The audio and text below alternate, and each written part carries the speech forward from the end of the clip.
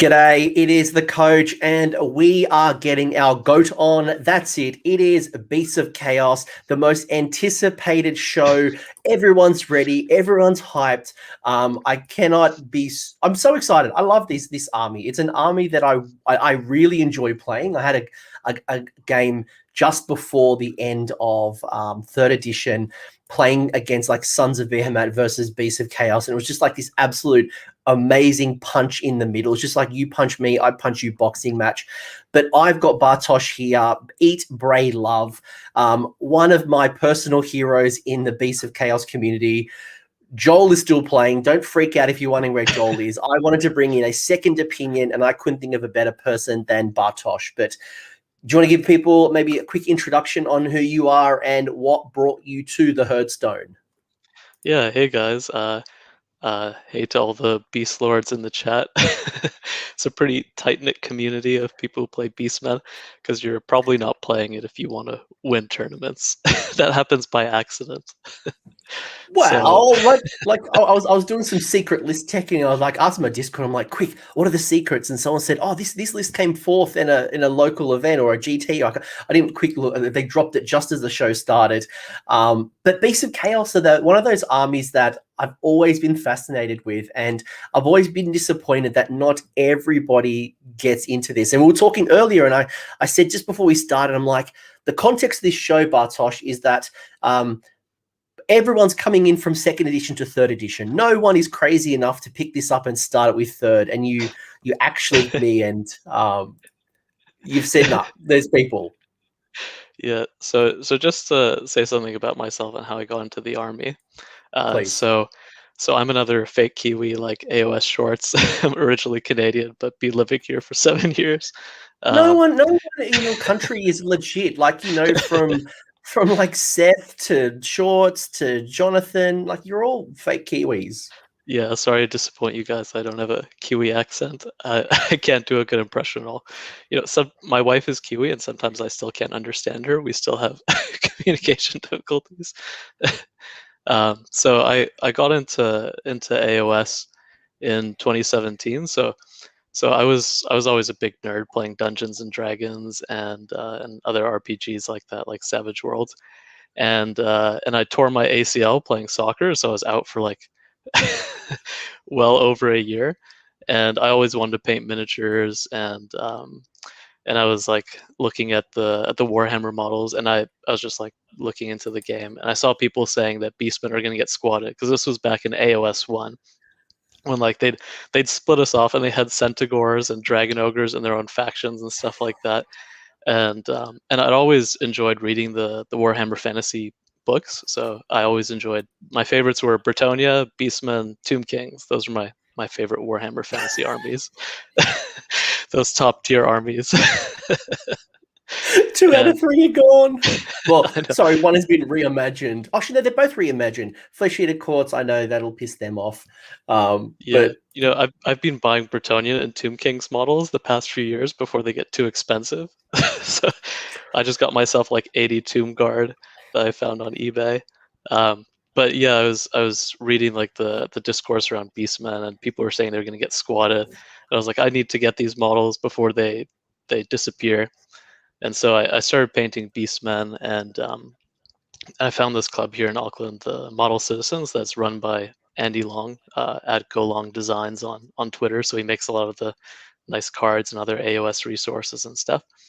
And got into the game, and then AOS 2 dropped, and then out of nowhere there was a Beastmen book. So I got into it maybe like 4 months before the book dropped. And and I've been playing Beastmen since. It's my main army, and I play a bit of ogres on the side. And yeah. Yeah, we won't talk about ogres. It's funny actually, because the Beast book was rumored to actually be the Gits. The Gits was meant to drop in that September-October slot, and I think all of us Gits players were actually waiting for this. Like, it was the big rumor, and then all of a sudden it was like the bait and switch. Maybe there wasn't enough models ready to be released, but I have had nothing but great experiences playing against Beasts of Chaos. I've really enjoyed them. It's not because they are weak. I think there is some really good play in there, and it's very technical play. And seeing Joel McGrath, for example, who's like the absolute, Beast Lord. I don't know what's the ascendant of Beast Lord, but he's really paved the way to show that this can be a competitive force. It's not the easiest force to pilot. It makes you think, but overall, it's still a great faction. And first off, before we get into like the list talking and we talk about 3rd edition, I just want to make a formal apology to everybody. On behalf of the Warhammer community, I'm sorry that Kragnos was not a Beast of Chaos. I just want to put that out there. I apologize. I hope that I haven't ripped the Band-Aid off. I thought it was meant to be a Beast of Chaos. I would have fought tooth and nail, but here we are, that fake god betraying you, Beast Lords. Yeah, I mean, he looks exactly like Goros Warhoof, that old hero from Warhammer Fantasy. So he had a model. He looks exactly the same, but scaled up like 10 times. So I'm pretty sure they just took the CAD file for a Goros Warhoof sculpt, and then they just scaled it up and gave it to Destruction. If you haven't seen the model, it's like a splitting image, just like, it's like that meme. It's like, what the girl thinks of you and like what she thinks of someone else, or whatever that meme is. It's like, it's so dodgy, but let's get into like the meat and potatoes, and let's talk about Beasts of Chaos. And we will show a list, and it'll be one of many lists that you can look at. It's not the best list in the world, but it is an example of how you're thinking about 3rd edition. And I think the purpose of today's show is really get an understanding of, as a Beast Lord, you gained new rules with Broken Realms Kragnos. You got rules for your Gores, your Warherds, your Thunderscorn. You've had new War Scrolls for the Beast Lord. You've obviously had the Jabberslith. You've had a whole bunch of AOS 3 stuff, both positive and potentially negative. And we'll get into like a little bit more of that type of stuff. But just at a very high level, how do you found Beasts of Chaos have found 3rd edition so far? And do you think it's like a win or a loss, or where are you at? Yeah, so before, just speaking about Kragnos, I'm kind of glad. I was mad at the time, but in hindsight, I'm glad he's not a Beastman model, because that means that there's still an opening for us to get our own sort of superhero god model. Because Krakenrock the Black, he's the, in the old world, that's where Archaon found his sword. It was like buried in the mountain, and the mountain turned out to be this giant dragon ogre. And he's still alive in AOS, and in the story, the dragon ogres are looking for him. So bring him back, Games Workshop. Give us our colossal 170 mil oval dragon ogre Krakenrock, and Morgr as well. He's basically a minor chaos god. He's also around. So there's 2 possibilities for a big god model that would be way cooler than Krakenrock. I think they owe you. At this point. They've done very little for your community for a long time now, so they do owe you a big one. But and that's a good transition to the AOS 3 talk, because that's sort of the thing that we're missing, the big hero monster, because you get so much value from having a 3-up save and say like 5-up after save hero. And that's the thing we're missing. And when you play Beastmen, you have to think about how you deal with like the Maw Crusher, the Vampire Lord on Zombie Dragon, Alariel, Marathi, Gotrek. I'm including Gotrek in that superhero category, Archaon, because you don't have anything that can tangle with them, and you need to think about what you're going to do. That's one of the main weaknesses, I think, in AOS 3 of Beastmen at the moment. And so also, well, just the overview of the faction. I think the faction still plays the same way as it did in AOS 2. I think your playstyle and your strategy is the same. There's only a little bit of nuance with the battle tactics. Because I think in terms of your grand strategy is always Predator's Domain, because that's the terrain control one. And that's what we're good at. You can spread out your army, you can summon, you can get on the terrain features and control them. So you should always achieve Predator's Domain. And your battle tactics, so you're actually pretty good at achieving the battle tactics that don't involve killing stuff. So don't ever count on killing the Warlord, especially with a monster. We don't have monsters that do serious damage. One fun thing that could happen is your opponent picks a 5-wound hero for their general. You get your Gorgon to run up to him, and you roll a 5 or 6, and you eat their general. You score the extra point. But in general, you're not going to get that. If they pick some like 10-wound hero on a 3-up save or something, you're probably not killing them. If they because you're using finest hour for defense and total defense and maybe mystic shield, and we don't have the damage output to deal with that. And you're often not getting broken ranks because if they have tough battle line like Phoenix Guard and things like that, you can't reliably kill them. But a lot of the other battle tactics are pretty achievable, like Conquer, taking 2 objectives. You can get 2 monsters in your opponent's territory. You can run with 3 monsters because you have cheap monsters in the army. Yeah. I was going to say, like, because there's a lot of things that have gone against you, and you're right. In the current meta, as we're currently recording, it's 60 days, 90 days in AOS 3. And we are seeing at the moment a lot of players going down a very hero hammer route, which is, a lot of points, whether it's 1,000 or more, going into these larger than lives, as you said, Vampire Lord and Zombie Dragon, More Crushers, Alariel, Teclis, you rattle it on, right? And a lot of them are going up to 3+ 2-up saves, healing up with their heroic actions, some very tough things. And despite some of those challenges, because you're right, you don't, one of your tankiest heroes is what? The Doombull? The Shagoff. The Shagoff as well, he got from tech, actually. So he can go to a 3-up save with adamantine scales. It's not a +1 save, just changes his save characteristic to 3-up. That's so good. You're often not going to be running a sub-faction, so you can run a tanky General Shagoff, and you give him the Amulet of Destiny. So he's 3-up, 5-up, 10 wounds, and he heals 1 wound at the end of each combat phase on a 2-up.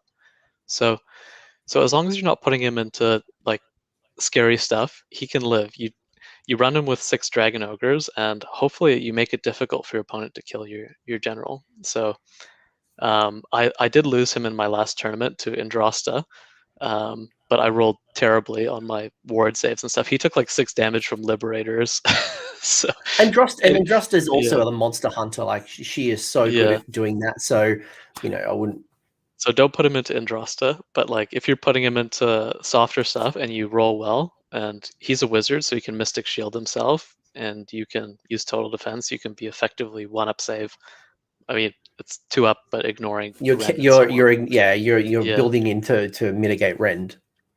Yeah, so in terms of your hero, your Shagoff with no sub faction, so you can take adamantine scales, and the 5-up ward from Amulet of Destiny is reasonably tough.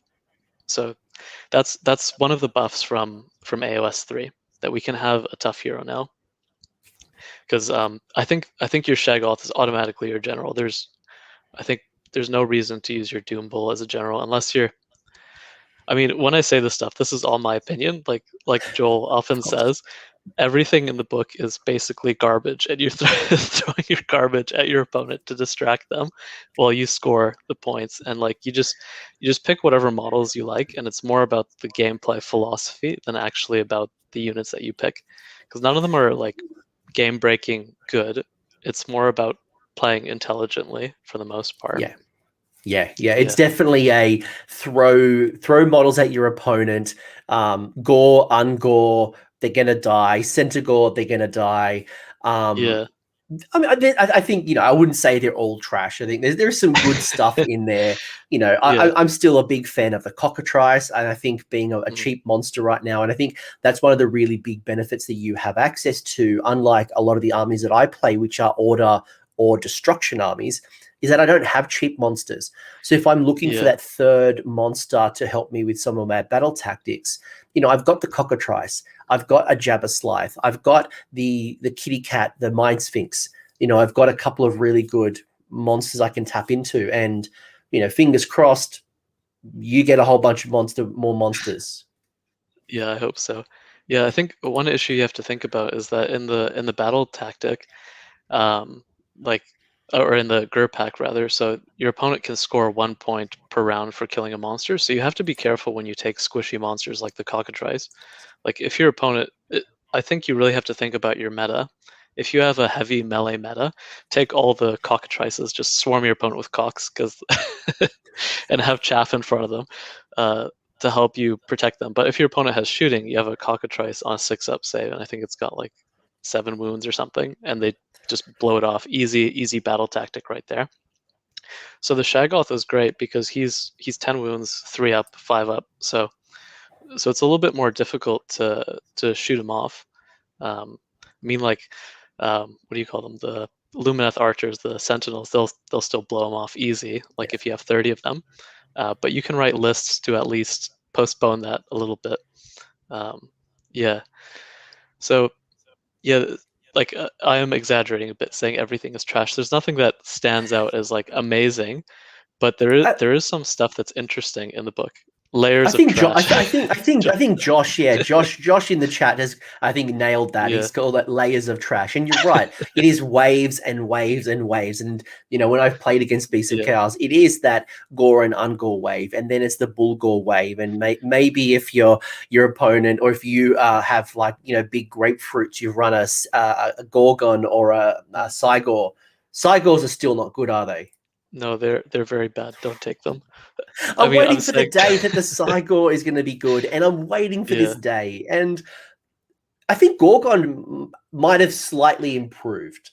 No, I don't know. Gorgon is interesting now, I think, because he didn't go up too much. He's 170, and if you run him together with a doombull, so running together as a pair, some people run 2 Gorgons together as a pair, and like they can deal with sort of medium threats. And if they wipe a unit, they heal D3. So although they bracket fairly early, they can heal themselves up if you're putting them into the right stuff. Don't go into scary stuff like,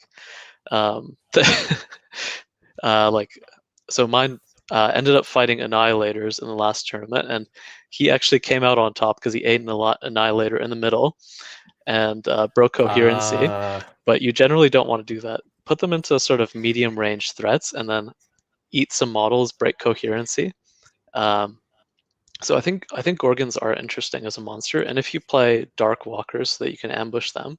So generally, I would personally play no faction for the tough Shaggoth, or actually in my list, I didn't do that with my Shaggoth. I did something else, but we'll talk about it in a bit. But if you play Dark Walkers, 2 Gorgons in ambush, and then you bring them on, and you automatically, as long as your opponent's sort of vacated their deployment zone, you can wait till turn 2 to bring them on in Dark Walkers, and you automatically score the, what is it called? I have the battle tactics on my other screen. The one where you bring 2 monsters into your opponent's territory and score Is that a three great? No, points. it's not aggressive expansion. It's Ferocious Advance. I don't know. I think it's aggressive expansion. Oh, people can look Wherever at their you get core into your book. opponent's territory, and you score 1 extra point for a monster, or for 2 monsters. You bring the 2 Gorgons into your opponent's backfield, and you score 3 points for your battle tactic, and now they have 2 Gorgons to deal with in their backfield. And like they're going to die if they put something serious into them, but if they're putting something serious into them, they're hopefully not fighting for the objective. They're dealing with 2 Gorgons that are in their backfield. So that's an interesting thing you could do with Gorgons and Darkwalkers if you don't want to go the tough Shaggoth route.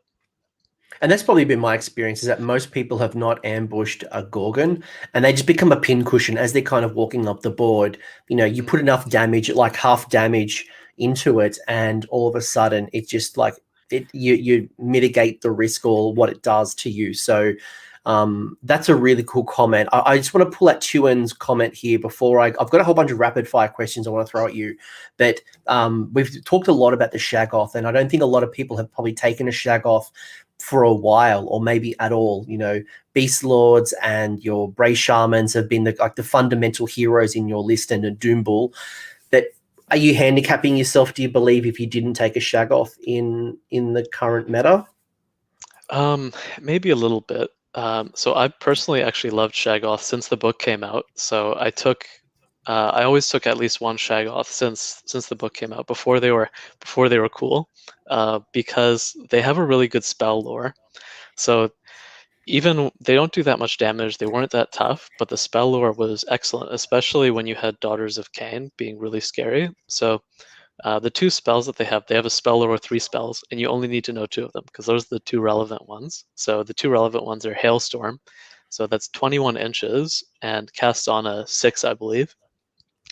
And also, so I say 21 inches, but the Thunderscore and Allegiance ability allows you to move d6 inches at the start of the hero phase, so you can project a little bit further. So your opponent it's up to 27-inch threat range on that spell, and it halves move, run, and charge. So that spell is great when you're facing, like, especially Death Star units. So if you're facing Kragnos, you can neutralize Kragnos with that spell. That's a game-winning spell, and that's the list that I submitted. Actually, instead of making the tough Shaggoth, I gave him the Master of Magic command trait, one of the generic ones, so he can reroll the Hailstorm, because I think that's a game-winning spell if you get it off. And if you have Arcane Terrain, you put him on Arcane Terrain, reroll for that 6, and it lasts until your next hero phase. So if you're taking the end of turn 1, you cast it, and your opponent gets the next turn. So, or rather, you cast it. Sorry, you take turn 1, you cast the spell. Your opponent gets the end of turn 1, and they double you. So potentially you're wasting 2 turns. And with redeploy, it's even better now because you have your screen up. You cast it, say, on Kragnos, and then you move your screen back. And every inch you're moving back with redeploy is adding 2 inches to their charge. And if you take a Khorne Demon Prince, which is what I did in my list that I submitted, so have, move, run, and charge. So you're quartering their charge. So to make a 3-inch charge, you need to roll a 12. You redeploy. Every inch you redeploy, 4 inches to the charge. So you can absolutely neuter Gotrek Kragnos if you're using the Demon Prince and the Shaggoth together. And that was something you could do in AOS too, but with redeploy, it's even more potent because you can extend that 3-inch charge to, on average, you're rolling 3.5. There's almost nothing can make that sort of charge. Even Marauders, I don't think you can get there. Marauders whipped by Whippy guy, I don't think they're making that charge. I mean, they can. I mean, it becomes harder. I think if anyone can do it, it's Marauders. But you've already kind of like wrapped around. You go on. Sorry, please continue, and then I'll get into 3.5 inches. That's, you're multiplying it by 4 if you've got the Demon Prince and Shaggoth. So that's another 12 point whatever. That's a 0.5 times 4. That's 14 inches. That's a 26-inch charge. I don't think anything can make 26-inch charges. No. No, even Marauders are doing that with an average roll on redeploy. If you've got I'd have to look at the maths. Yeah. So some of the rapid fire questions, you've already started touching on it, because I guess we're kind of touching a little bit of list tech, which is fine, but I want to kind of ask a couple of questions. First off, you mentioned some of these additional command abilities, things like redeploy, being able to bring back bodies, all out attack, all out defense, like rally, for example. How do you think beasts are taking advantage of those? Are you finding you've got a lot of CP? Are there things that really work in your favor?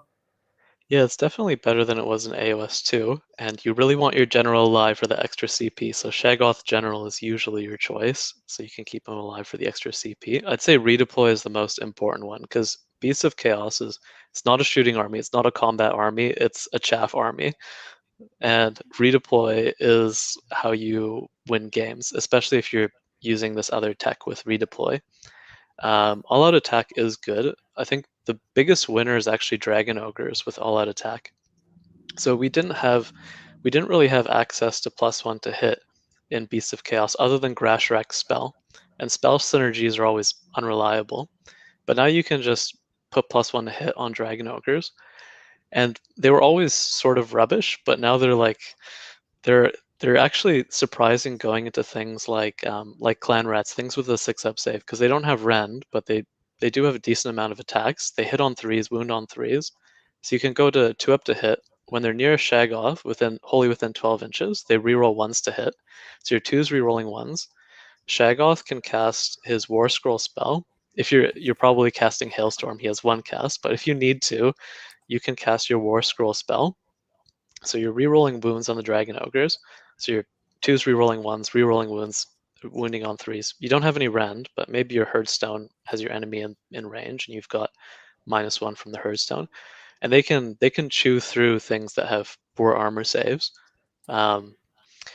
And they can stick around a little bit longer because from Kragnos they heal a little bit, and the Shaggoth spell that gives them reroll wounds also lets them heal D3 wounds. So they stick around a bit longer, and they've become sort of like they're not really an anvil. They're a decent amount of wounds. They're on a 4-up save. Use total defense on them as well if you need to. They're a tar pit. I've fought against them once, a whole army of them, and they're just absolute tar pit. Like if people think pink horrors are a tar pit, I would put Dragon Ogres up. Obviously, it's a different type of tar pit, but they can really just block you up and take a lot of damage.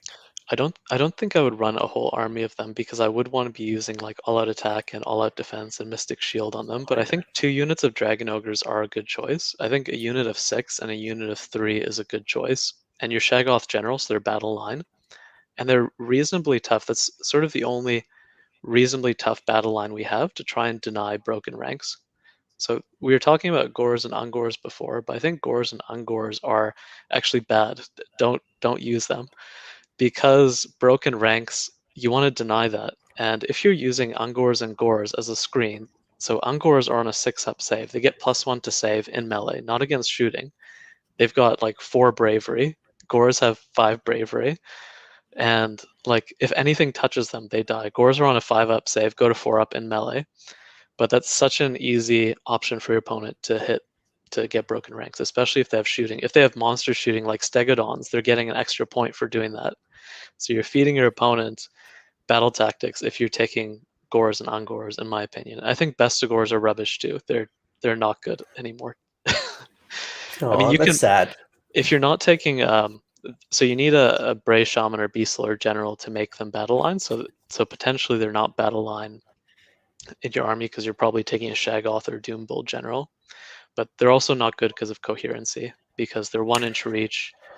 And so I'm sad because I have 50 What's painted and they're bestigores. and there are 30. Are they 32 mils? Yeah, so Which technically you which can get 2 ranks in combat, but it's like that's in an ideal situation and it's so finicky.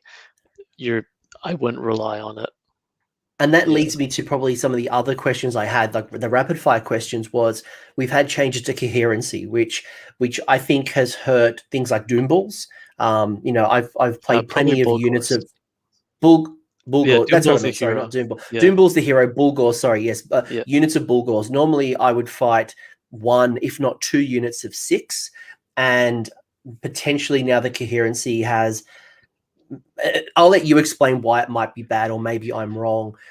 Things like Yeah. your bestigors, you're right. Being on 32 mils, it won't impact your 25 mil models, but anything on 32s, anything over 5 models, and if you haven't got a Mm. 2-inch reach, it does really reduce the value. But how have you found coherency with your list building?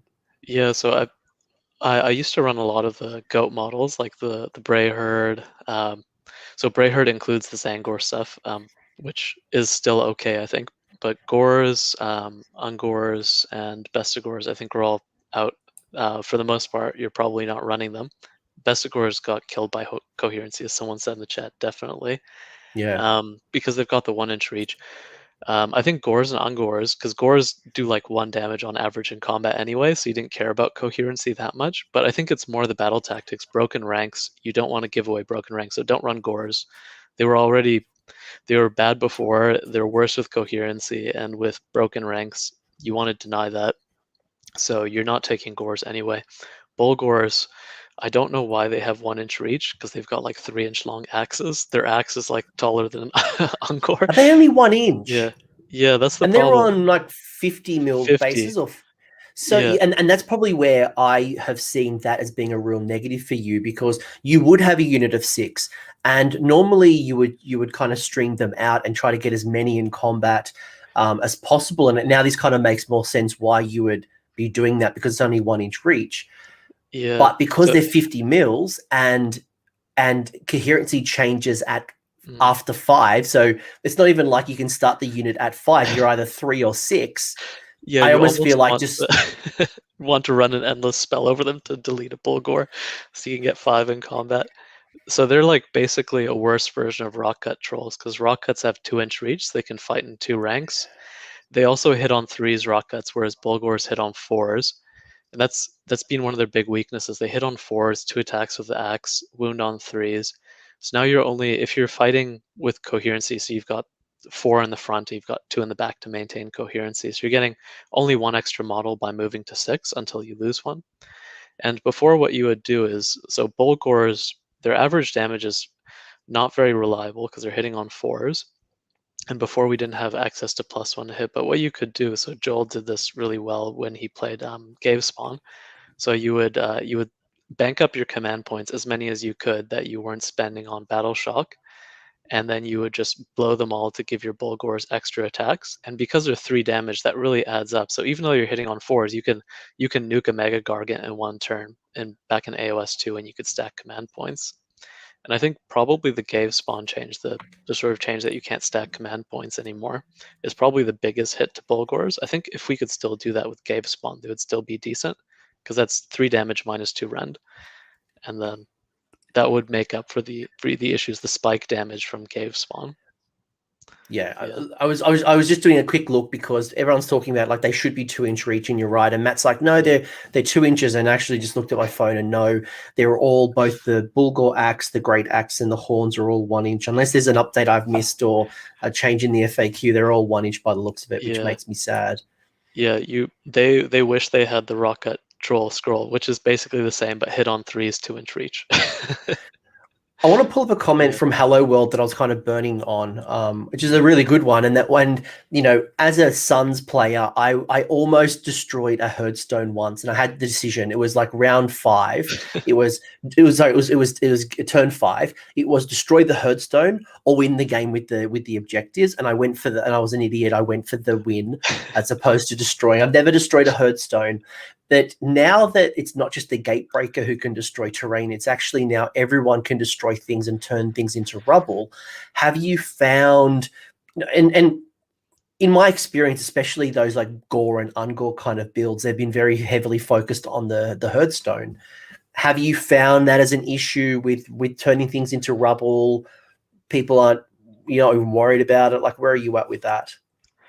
Yeah, I'm not too worried about it like turn 1, because you have the 6-inch pregame move from Ungor Raiders.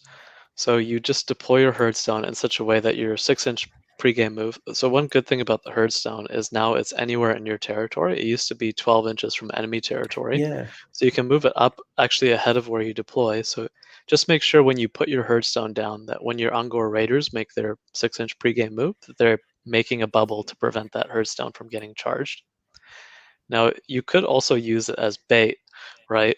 If your opponent sees your Herdstone undefended and they charge whatever in there, and it's on a 3-up to destroy it. So, like, if you're a gambling man or woman, so you can gamble that your opponent does something silly like that and just puts their interesting piece right there in the Herdstone aura. If they fail, they're at -1 save, and you can mop them up with, say, enlightened or something like that.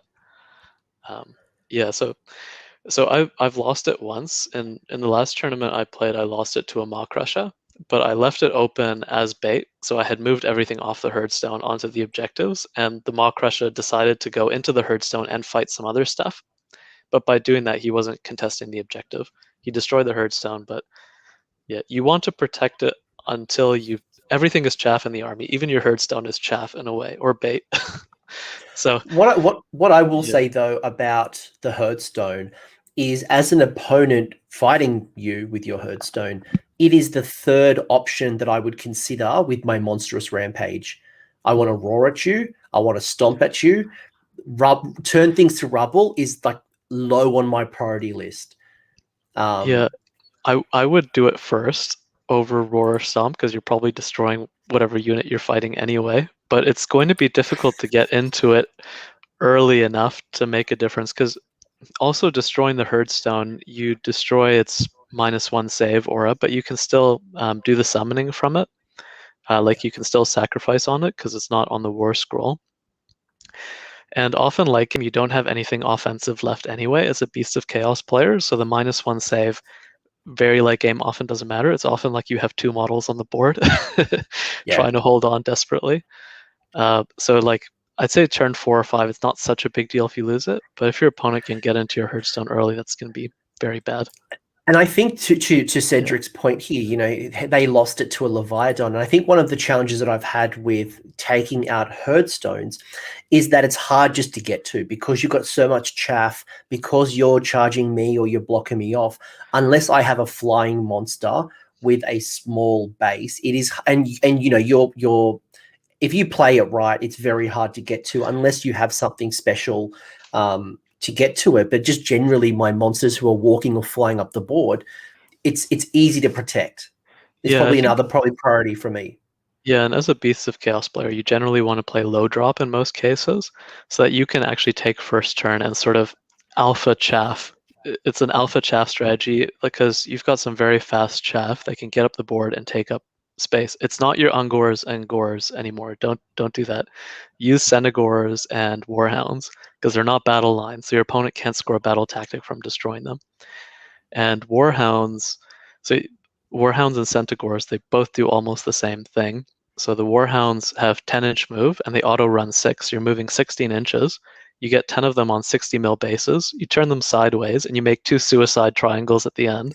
And you don't care if someone kills one, because they're on a 6-up save. So, like, your opponent, if they do any damage to it, it's got bad bravery. You're going to lose them anyway. I remember someone summoning Chaos Warhounds in my backfield, and I just lolled at them. Like, I don't care. Like, whatever. Like, what were they doing? Some of them in your backfield. I don't think I think they were trying.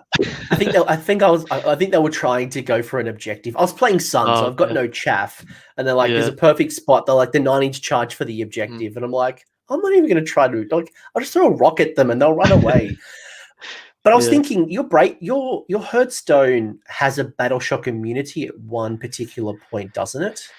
Yeah. So I wouldn't rely on it. The problem is it's only 6 inches turn 1, and it grows 6 inches per turn. So turn 1 is doing nothing. Like 3 Bulgors are 6 inches across if you line them up in a line. So that's a very tiny bubble, and you can't put anything on the Herdstone anymore because it's impassable. So you can't crowd around the Herdstone. I think what you want to do is, if you have enlightened, put the enlightened in that aura because they're very fast. Your Bray Shaman's near the Herdstone, so he's giving them the speed buff. But for the most part, I wouldn't rely on it until like turn 3. It starts to matter because it's going to be an 18-inch aura. I guess my call out was only Yeah. My only call out was going to be that was one of the other changes to keep in mind, and maybe one of the disincentives for running lots of gore and ungoren is the fact that 1, you don't get the +1 bravery for every 10, and then 2, you only get 1 inspiring presence per battle or per turn. So if you get that Herdstone kind of bubble kind of working, it's a nice little counter, but it also is a disincentive to go with lots of gore and ungore, because 1, you can only double reinforce or double reinforce, as well as how do you handle battle shock immunity with low bravery, low armor saves. And you know, Jack is mentioning there, you know, ungore raiders used to be quite decent, and you are giving a lot of way if, you know, your opponent kills you for broken ranks, but there's some re-rolls in there you can tap into. Yeah, so ungore raiders are not battle lines, so you don't have to worry about broken ranks. So that's actually good. Bad news, you can only take 20. And has it they changed? don't re-roll anymore. Yeah, I was going to say, Angus is mentioning down below that it's a +1. Yeah, +1 to wound. So you can take 20 and you're hitting on 4s, wounding on 3s, no rend. It's 1 shot each. I wouldn't rely on using them for shooting. They're really the pre-game screen. So they move the 6 inches. And they're pretty fast because they're 6-inch move +3 from the Bray Shaman, so that's 9 inches. And then you get run +1, and they can run and shoot. Your shooting might do like 1 damage or 2 damage or whatever, but you use them for a forward screen as well. They give you a pre-game screen to protect your Herdstone, your units, and they just run them up. And then behind you've got your Warhounds or Centaurs and other stuff, establishing more layers of trash for your opponent to fight. And none of that's battle lines, so your opponent's not scoring broken ranks fighting your trash. Yeah. I just had a crack idea, and then I got one more question, and then I want to kind of move to maybe some other thoughts. One, my crack idea is, what are your thoughts on putting 3 Tzaangor or Gorgon or monsters in Alpha Beast Pack? Or you know, Alpha Beast Pack's minimum 2. Would you consider putting double Gorgon in Alpha Beast Pack for the pre-game move and like go ham? No, don't. So don't charge. You don't charge with Beastmen unless you absolutely have to. You have to accept your Gorgon is slow, and they're going to sit back there until your opponent chews through your trash and then is ready to fight your Gorgon. So I knew it wasn't list tech, but I'm like Alpha Beast Pack, because you got 2. You got Hunters of the Heartland and Alpha Beast Pack, which work well. And I'm like, oh, maybe there's something in there. Maybe you can put some of your monsters in an Alpha Beast Pack and move it up. But you're like, no, it's don't even bother. If you run your monsters up, you're losing them immediately on your opponent's turn, and they're scoring the 1 extra victory point. Save your monsters to sit on the objectives or hold on. Your monsters aren't that scary, so you want to fight stuff that they can take out, especially the Gorgon, because when he takes out a unit, he heals D3. So you want him to be fighting stuff that he'll delete in one phase. So something like 5 Liberators, he can deal with 5 Liberators. He can deal with like 10 of, I don't know, 10 Great Swords. He should take care of them. Something like that. You don't want to be charging into your opponent's army and they can bring all of their guns or whatever Marathi to bear on your Gorgon. They're gonna die. Yeah. Yeah, and Josh has made an interesting point around getting monsters to generate you additional battle tactics. But then there's the other side of the fence, which is in each battle round or in each turn, if you lose a monster, you give away a victory point. So I guess if you're going to get out a monster build, and this kind of is a double-edged sword for you because you've got cheap monsters. Every time I kill one of your cheap monsters, you're giving away 1 victory point. So if you're going to do something like that, you need to get more victory points from free monsters, or the free monster victory points, than you're giving away. And yeah, exactly. Yeah, you have to think about like how many extra victory points am I going to gain from each monster. So Joel is saying triple Chimera and Alpha Beast pack. So triple that's my Chimera type of is list. interesting. That is my type of list. I love cock meta. I was excited to see, was it Adam in the UK running like nothing but cockatrice? It was like 17 cockatrice at one point. But I think it's an interesting point. Like Alpha Beast pack using cockatrice could actually be quite a so I don't think it works build. with cockatrice because they're not behemoths. They're just are they artillery? like Chimera. I think they're just monster, the cockatrice, but Chimera is a behemoth, so you could do it with. Yeah, okay. So Joel is much bolder than I am. I'm much more of a defensive player. When I played Game Spawn, I rarely did that sort of spike damage. I was using it mostly for heroes turning into spawns. So I'm sure Joel could make it work. You have to make the trash work for you. You pick whatever you like. Yeah, actually, I think cockatrice. I think they're not behemoths, so they don't fit into the. Same with the Shaggoth. He's not pack. a behemoth either. Yeah. This was the last question I actually wanted to ask you before we kind of transition to your list, or maybe get some other quick thoughts. Was where are you at from like? And this is probably one of my favorite changes for Beasts of Chaos, is the coalition rules. And in 2nd edition, the only way you could really get those marks of Chaos Gods was fixed in a battalion. You had to take a certain battalion to unlock Slaanesh, Nurgle, whatever it might be.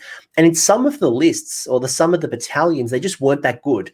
What you wanted in a Slaanesh battalion actually wasn't the models that you had to take. That's just an example. But now you've got this coalition stuff. How has that changed your list building? You thinking about the synergies? Like, how does that working for you? So personally, I did run like Slaanesh beasts at one point when Slaanesh was OP. This is everything fight last on a 2+ Slaanesh. Yeah, so I just like I didn't practice with the army at all. I just put together a Slaanesh list, used some proxies for Keepers of Secrets, and I think I came second in a tournament with no like practice or anything because Slaanesh was just so busted. I don't think you're getting that much value from playing Beastmen and other armies as like your main sort of build. I think the Khorne Beastmen build is still interesting with Bulgors because the Blood Secrator and the Wrathmongers can stack together, give them 2 extra attacks. So when you're getting into 4 attacks with 3 damage, and you've got your Slaughter Priest or War Shrine giving them +1 to hit, so they do become good. I think Bulgors are still good in Khorne. But if you're a true Beast Lord and you want to run mostly Beastmen models, so I think it's 1 in 4 in all of the God armies. So you're going to have to take things like Reavers and whatever to fill out your battle line, and you're not getting as much fun Chaos Goats and Minotaurs and stuff in Khorne. Yeah. I mean, it does allow you to get into some of the weaknesses, right? Like you could bring in a greater demon. You could bring in, no. Because you can bring in, So we can. I think Slaves to Darkness is our only ally choice, but it's a great one, right? So I think you almost always want to ally in either Be'lakor, a Khorne Demon Prince, or maybe the Grunnock One-Eye, the Mega-gargant. I think when you start writing your list, you probably want to think about which of those 3 you're taking as your as your ally, because they bring so much value to beastmen. So Be'lakor in particular is an obvious choice because he got very interesting with the Broken Realms book. He's only 360 points. He's 14 wounds, 4 up save, ethereal, which is great. So he's not affected by the Herdstone like other allies are. So he can safely hang around the Herdstone range. And once your opponent chews through some trash, they're hopefully with that -1 save aura. So Be'lakor is on -3 rend with his sword. You can use Tendrils of Atrophy to make that -4. You can use the Shaggoth spell, which works on friendly models, to make that -5.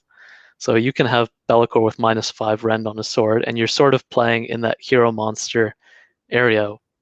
And plus his tech with shutting down the big hero monsters on your opponent's side, like Archaon, Alariel. The Dark Master stuff is just that's one way you can counter some of these big mega heroes. Cool, shut you off with Dark Master. You can't do what you want to do. Yeah, it's such a strong ability, and the Khorne Demon Prince is sort of better than Be'lakor, I think, against really melee heavy armies because he shuts down a lot of stuff. But if your opponent is bringing shooting, then I think Be'lakor is interesting if you have more shooting in your meta, if they've got like big blocks of 30 sentinels, because he can shut those off too. It's not just the melee heroes that you can shut off. Yeah.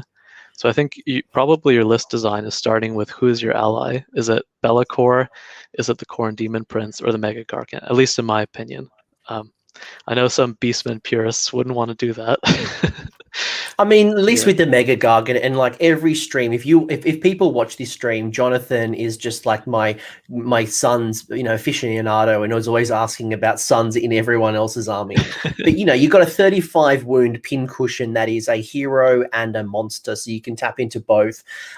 They're very self-sufficient. Obviously, you can't put on an Amulet of Destiny or any artifacts on them, but they're overall, because you've got the gate. No, you haven't got the Gatebreaker. You've got the War Stomper.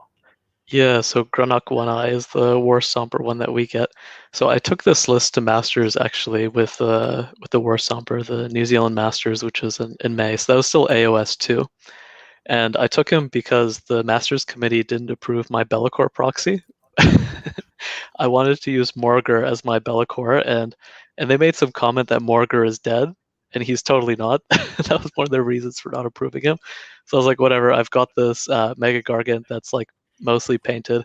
So I just took him and I put together a random list, and I came 5th at Masters, and it was mostly luck, honestly, with good matchups. You've got the New Zealand team as you've got so many great players over in New Zealand. I need to get more of them back on the channel. Sean's looking at both of you, and as James Page, and like you got some great players over there. Luckily, Mr. CanCon was TOing. So yes, I didn't have to face Mr. CanCon.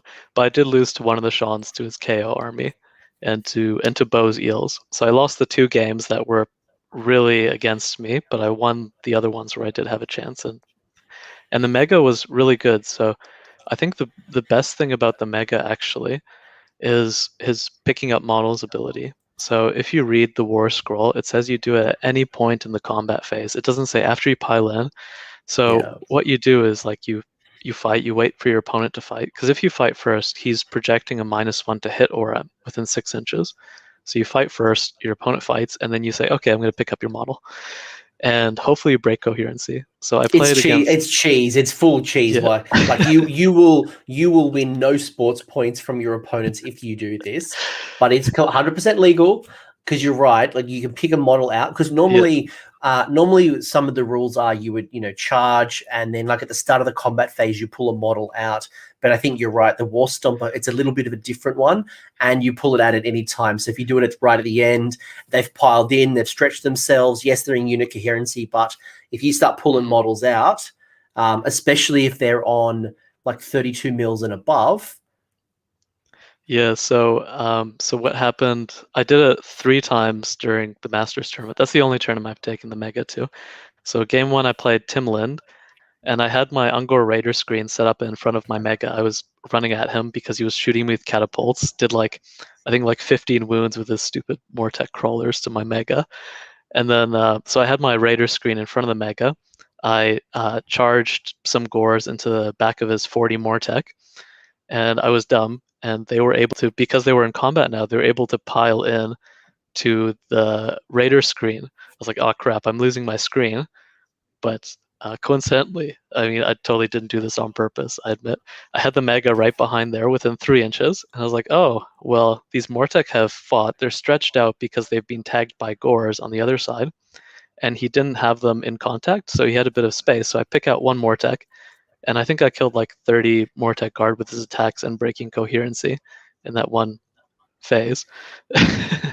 And then Archon did like 15 mortal wounds with Curse of Years and killed my Mega. But it helped me for sure. And I did the Phoenix Guard. Oh yeah, and, I remember Marathi did that once because her old gaze used to do that, and she did it to a unit of 30 Phoenix Guard of mine, and I was a salty bay. I was so annoyed that Marathi did that to me. And yeah, you won't win friends, but you can do it. Yeah, so it's actually not as good as the Gorgon ability in terms of what you can pick up, because the Gorgon, you roll the d6, and if you get wounds or above, so like a 4 wound model, you need a 4+ to eat it.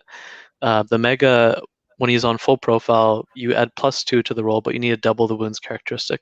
So like against eels, it's not going to be very easy. I think you need to roll a 6 to pick up an eel. But if you're fighting like Mortek or Annihilators or something like that, easy to pick them up, break coherency. That's I think one of the big benefits of the War Stomper. Yeah, so he's but it is like 500 points. It is 500 points, but you are getting a super durable 35 wound model, a hero, something to consider an objective, counters 5 on the objective. All that defense means it's on a 3+ armor save. If it's a good option. Yeah, you do have to be careful because the Herdstone placement is further up now, so you don't want that Mega getting into the Herdstone. So you sort of want to play him more on the flanks and clean up stuff on the flanks and almost end up behind your opponents, so they're in the Herdstone aura and you're not, because you really don't want your Mega getting stuck in the Herdstone aura and getting the -1. So Be'lakor is immune, which is why Be'lakor is a safer option with the Herdstone, and I think he's better overall than the Mega in the current meta. Yeah, I would probably, a Mega without an artifact in a Beast of Chaos army. I think you're right. Be'lakor probably would be a good option to bring in as a coalition. One thing I want to ask before, because I'm going to forget. I knew I was going to forget it, and I almost forgot it. Was the endless spells, and you almost never left home without the Bullfire Taurus. The always fights last. The Wildfire Taurus. Has that changed? Like has it changed like endless spells? Because that was always like you took it. It was people took it because it was a great spell. You've made people fight last. Yeah, that was a game winner before for sure. Like because you don't do that much damage, but if you could get multiple units into a unit that's fighting last with the Wildfire Taurus, because that's what it does. What it did before was every unit it passes over, it fights at the end of the combat phase, and you do D3 mortal wounds if it's less than 10 and d6 if it's more than 10. So it was decent damage as well with the Taurus. And like if your opponent puts too much stuff in the middle, you get the Taurus through everything, and even though your damage output isn't great, when you're basically playing Idoneth Deepkin, like everything's fighting last, you're playing High Tide with your goats, Tide of Goats, then you can actually kill stuff. So when that spell went off, and if your opponent either didn't decide to dispel it, or fail to dispel it, then you could really get a lot of value out of it. I would just go second so I get to control it. I'm like, I love controlling the bull. But has that changed for 3E now? Like, are you still taking it? No, I wouldn't take it. So the problem is it got rewritten, didn't it? Yeah, the scroll got rewritten, and it's also I think like 120 points, so it's quite expensive. We don't have any casting bonuses in the army, so it's not that reliable. And what it does now is its enemies that are within 3 inches of it fight at the end of the combat phase, and it can also affect our units. So I think it's just units within 3 inches fight at the end of the combat phase. So you have to be careful with your positioning. So you can sort of use it like a trap. Like you could put it in front of your unit, and your opponent has to get in the aura when it's charging, and you're trying to stay out of the aura. But before it was just you move over, you tag it, and they're fighting at the end of the combat phase. So like if you hit a Terrorgeist with it, then they zoom across the board to fight something else on the other side of the board. They're still fighting last, but now it's more localized and where you can apply it. And the damage is a bit lower because it's on a 2-up, you do D3 now, whereas before it was automatically It's just D3. auto, yeah. And I think the initial setup range is a bit lower because before it was 24-inch range basically. You set up within 12, moves 12. So with a Shaggoth casting it, he's moving d6 inches up before he casts it, so you could get good range on the Taurus before, and now you're not getting as much range on it. So I don't think it's very good. I think if it went down in points, if it was back to 80 points where it was before, I think I would think about it. But Beastmen I just mean, aren't. Yeah. You do get to use it twice, though. I think, unlike what it was in second edition, you get to move it in both you and your opponent's turn. I think, as you kind of pointed it out, though, the challenge uses that it is 110 points. You don't have a lot of consistency, and there's a lot of high magic dominance in the meta right now. And I know even I've been playing with the Blood Snake in my Daughters of Cain army, and there's plenty of times where I can't even get that spell off with Morathi, so, and that's 90 points. So if I haven't got that on the table, and I can't get it on the table because I'm fighting a Teclis, a Nagash, an Archeon, or whatever it might be, like that could be points that could be going somewhere else, especially if you're not getting a lot of value from some of your units. Yeah, and your opponent also gets more chances to unbind it now as well because they can unbind in both hero phases. So, and even against armies that don't have magic, like I don't know, let's say you're playing just pure Beast Claw. You had no wizards. You can still use that heroic action to try and unbind it if you needed to. Well, priest can now unbind spells too, so the priest can get rid of it. And I believe you go up in points up in casting value. So getting off on a 7, I believe it's gone up a little too. So like I think they've made it tough. Do the other endless spells find a space? You've got the flocking birds you got the Tootie McToot horn. I'm sure they've got real names.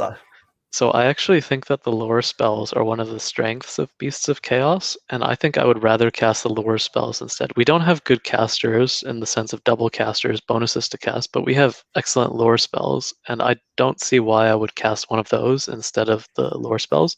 I think Shackles are the interesting spell I would take. Maybe even Cogs, because just because the Shaggoth's War Scroll spell is good, and like if you have Grashrak, his War Scroll spell is good, and you can have a good lore spell, so that might be interesting. I'd say probably Shackles would be my first choice, and Cogs is the second choice for an endless spell. I don't think I would take any of our faction ones. Yeah, okay. Yeah, I mean, like there's a couple of really good endless spells, and there's a lot of really good options, but I guess what I'm hearing is Beasts of Chaos endless spells maybe low on that priority list right now. Yeah, I spent like 30 something hours painting my Taurus, so I hope that they make it great again. Oh, I'm sad. No, this has been really interesting. I'm actually going to bring up your list now. So I actually want to kind of put this around the bones. I guess I had so many questions on your army, and while I bring this up, I know Jack from Rerolling Ones had a question around. Do you have a favorite sub faction, or I think you've got Herds? Do you have a particular favorite one? Yeah, so before I used to play Cave Spawn, and I know Joel uses it for the damage, for that spike damage. So you save up the command points, and then you would blow things up with your Bulgors or Bestigors. So I really liked it because heroes can turn into spawn on a 2-up when they die. And you place them within 6 inches, so you have quite a lot of room to place your spawns. And that still works in AOS 3. So your heroes basically become chaff. Once your chaff is dead and you've got your Bray Shaman sitting there in front of your enemy, charge them in, and then they die. Hopefully they survive a turn, and then your opponent has to deal with this little Bray Shaman tagging their unit. They kill your Bray Shaman, he becomes a spawn. You set him up within 6 inches, maybe next to a shooting unit. They can't unleash hell because and that is a game winner. So people would see one little Bray Shaman sitting on an objective back in AOS 2. They would send, like, say, so when I played Tim's OBR at Masters, so we sent Archon in to kill the Bray Shaman, and like the Bray Shaman somehow tanked Archon. I have no idea how that happened. But if he had died on a 2-up, he becomes a spawn, set him back up on the objective, and I'm still holding that objective. So I win either way. And that sort of thing with Cave Spawn is, I think, what makes it really good. I played against the Gabe Spawn, and actually I remember killing one of my heroes, and it turned. I think I killed. I can't remember what the sequence was, but all of a sudden I was in combat with a Spawn, and then the Spawn spiked its combat profile. I think at like a random, like, was it 2d6 attacks? I think he hit like 11 attacks. He nailed like the hits and the wounds on the model. And I think we both looked at each other and went, "How the fuck did this Chaos Spawn just completely spike?" But people are pumped already on this chat, so I might go through the list because people are already going. It's nice to see an Underworld's Warband in the list. Gave Spawn, I initially rubbished it. I'm like, Chaos Spawn, who cares? I'm like, all right, no, I take this serious. This Beast Lord is just like I did not appreciate how good the Beast Lord was at that point. But you've gone Predator's Domain. You haven't told me your triumph, so I'm sure you'll tell me what triumph you're going for. You don't care because you're on 2K. Yeah. But you got I'd probably take the reroll charge one if I was at less than 2,000. Yeah, it's a decent one. Although there's a couple of good ones in there, but a 2K doesn't really matter. Yeah, so sub-factions, Cave Spawn's great. Darkwalkers, I think, are interesting for scoring that one where you want to get 2 monsters into your opponent's territory. I think All Herd is probably the weakest one because you would turn CP into summoning points, and you can only do that once now. But I know Darren Parks in the UK, I think he's still running them just to top up his summoning. So I think all of them are viable. But I think at the moment, no Herd is pretty interesting. So that's what I've done here. And by the way, Josh has made a good comment about the Beast Lord. It did get changed. There was a couple of War Scroll changes in Broken Realms Craggy, and the Beast Lord and the Jabba Slythe were the 2 big changes. But you also got some extra rules, so you got extra rules for all 3 of the different. Yeah, I think the Beast Lord is a big loser. Same with the Jabber was never great, and he's still not great from Broken Realms. Yeah. All right. So your list. Let's talk your list. Let's go into the list. I'm going to read it out just for the people who join us later on the podcast, or people want to hear my Australian accent, although I went into a completely different weird European accent just then. But you've got yourself the Slaves to Darkness Demon Prince. This is Chef's Kiss. This model should be in every Chaos player's list that can take it. I hate it so much, but I also appreciate why it's in the list, and we'll get to why you love it in a second. It is marked Khorne. Who cares about every other demon prince that isn't Khorne? You got your dragon, ogre Shaggoth, which is the general, master of magic, amulet of destiny, hailstorm as a spell. You got yourself the Grashrak, which is the Underworld's Warband. So you've got that, and obviously the despoilers there in the list. You got your Tzaangor Shaman, it's got the tendrils. You've got 6 dragon ogres, 3 dragon ogres, 10 ungors. You've got 6 enlightened on disc. You've got 3 enlightened on disc. You've got 10 ungor, 10 chaos warhounds, 5 Centaurs, and obviously the despoilers. This is not a list I would have expected from you, and it certainly does not feel 2E at all. Like if you were to tell me, like, here's my Beast of Chaos list, I don't think people would have built a list like this. So I'd love to understand a bit more about where and how and what type of list this is and what are you building around. Like, talk to me through some of these crazy shenanigans. Yeah, so like I said, your choice, I think, when building your Beast of Chaos list is first, do you want Be'lakor or do you want the Demon Prince as your ally choice? The alternate list, you can sort of just take out the Demon Prince, put in Be'lakor, and you can, there's 2 interesting things you could have done with Be'lakor. Like, you could buff his rend, give him reroll wounds with beasts. There's 2 spells that target friendly units. You could do that and basically run the same list. But this one is sort of, so my thinking is, I want to win the matchups where I have a chance. And I know I'm going to play, Tzeentch is going to just destroy this Demon Prince. But if I play, say, I think Ideneth would really hate this list. I think Khorne would really hate this list. I think OBR would absolutely just lose to this list. I think there's no way an OBR player wins against this list unless they're running a 1-drop. And so you have a lot of really good matchups, and you're going to lose some other ones against, like, Tzeentch or Lumineth or something like that, the heavy shooting armies. As a sons and a daughters player who isn't using the bow snakes, I hate the Demon Prince with a passion. I hate it. I hate it. I hate it. So Beezer Cows fans, listen in on why it's in the list and why you might want to consider this in your list. And I think some people are interested to hear a bit of list tech as well around the Tzaangor. I think, for people who aren't, they're probably not thinking about that traditionally, but yeah, some good stuff there with the enlightened. Yeah, so really the key to this list is the two models, the Demon Prince and the Shaggoth. So I was talking about the Shaggoth running the defensive build with adamantine scales or something to give him the 3-up save characteristic. But here I've given him Master of Magic so he can reroll his cast. So his spell is Hailstorm. He's got the Amulet of Destiny as well because you want him to live. So him and the Demon Prince are the two most important models in this list. Hailstorm, 21-inch range, have move, run, and charge. And the Demon Prince has run and charge with a command point. So the Shaggoth also, he gets a d6-inch move at the start of the hero phase. So you're getting 21 inches plus d6 on that cast. Hopefully you've picked arcane terrain on your side of the board, so you're getting +1 to cast. If you have the choice, make sure you put that Shaggoth on the arcane terrain. And this is a 2-drop list, by the way, so ideally you're going first, you're casting Hailstorm, getting your Demon Prince up, you're establishing your chaff lines with your Raiders, your Centaurs, your Warhounds. You're just sitting 3 inches out from your opponent's lines, and your Demon Prince is projecting this aura that's having run and charge rolls. And you cast Hailstorm on whatever you don't want to be charging your screen. So like if your opponent's got like 30 Mortek Guard in front of their main line, you cast it on the Mortek Guard. If they've got Gotrek, you cast it on Gotrek. Gotrek is not getting anywhere. And so that's quartering your opponent's charge roll and their run roll. So a 3-inch charge, they have to roll a 12 to make that charge into your chaff line. If they have any charge bonuses, or just if you want to be a dick, just redeploy 1 inch, they can't make the charge. Even a 1-inch redeploy, that's going to be a 16-inch charge that they have to make whatever unit you've cast Hailstorm on. And even if you don't get your Hailstorm off, so he's having your charge rolls, the Demon Prince. So a 3-inch charge, they need to roll a 6. If you redeploy an extra 3 inches, so they're going to need to roll a 12 to make that charge. So just an average redeploy makes it really hard for your opponent to get into combat. And ideally, you get that spell off to make it even impossible.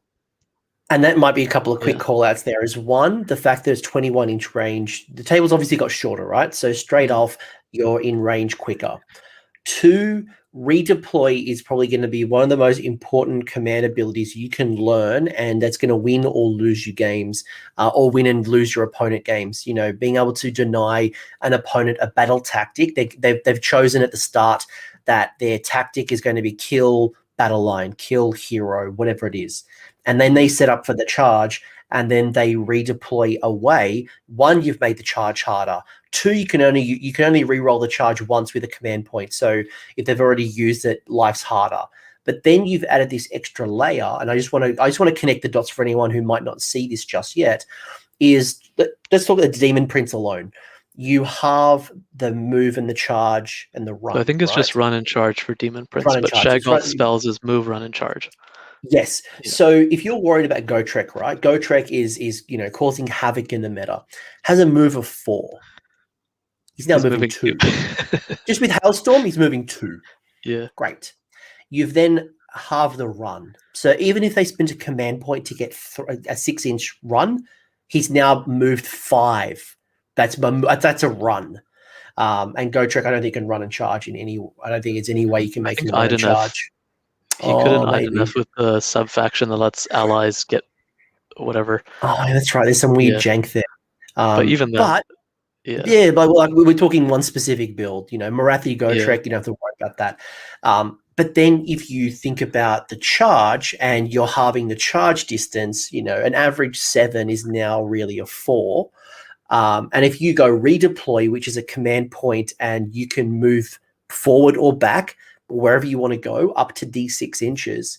If you get that, as you said, 3, 4, 5, because you've halved the charge roll, you've made it impossible to charge you, thus denying them the battle tactic.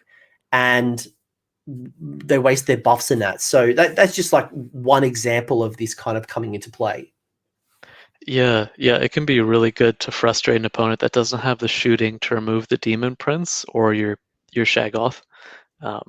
So you can make sure that Gotrek is in his deployment for most of the game and really piss them off. Well, I mean, like, I piss them off, counter them. I think that's where this game is won on movement, and any strong player knows that it's not about killing your opponent; it's about the movement game. And I think being able to manipulate and stop people from moving, or getting them stopping key pieces from being able to buff other units, or like there's just so many things out there.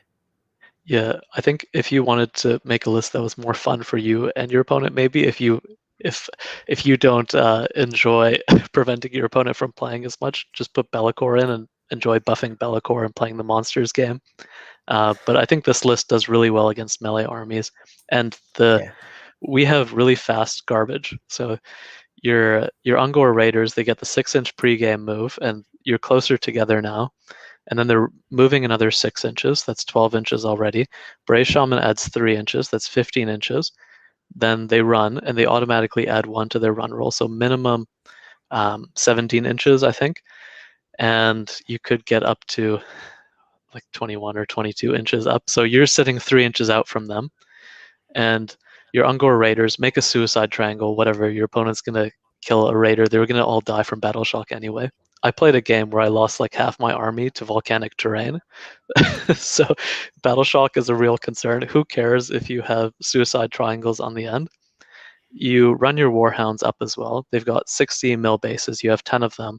1 wound each, 6 up save, whatever. You can make suicide triangles with them. You probably want 1 unit with a suicide triangle per turn so that your opponent targets that.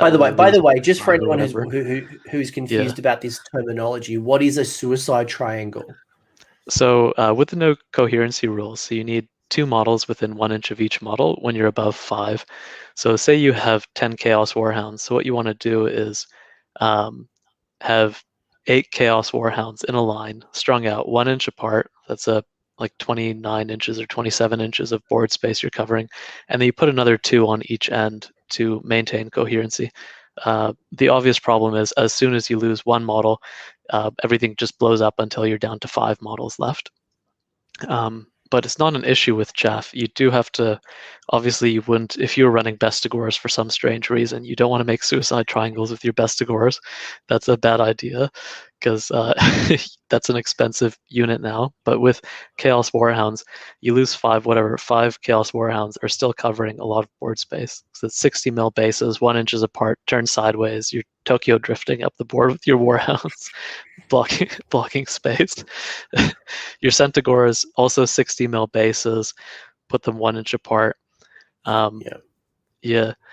And obviously once they go down to 5 or less, then the coherency rules changes. So once they've taken a couple of wounds, you don't have to worry nearly as much about coherency.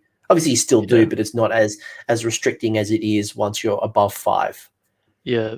And the Centaurs are interesting because like the Centaurs, Raiders, and Warhounds, they're all non-battle line chaff units that are very fast. So the Warhounds are 16 inches move. The Raiders, you can move like 23 or something. And the Centaurs, they're moving base 14 inches, I believe. Add 3 from the Bray Shaman, 17 inches. And then 18 inches or 19 inches minimum from your run.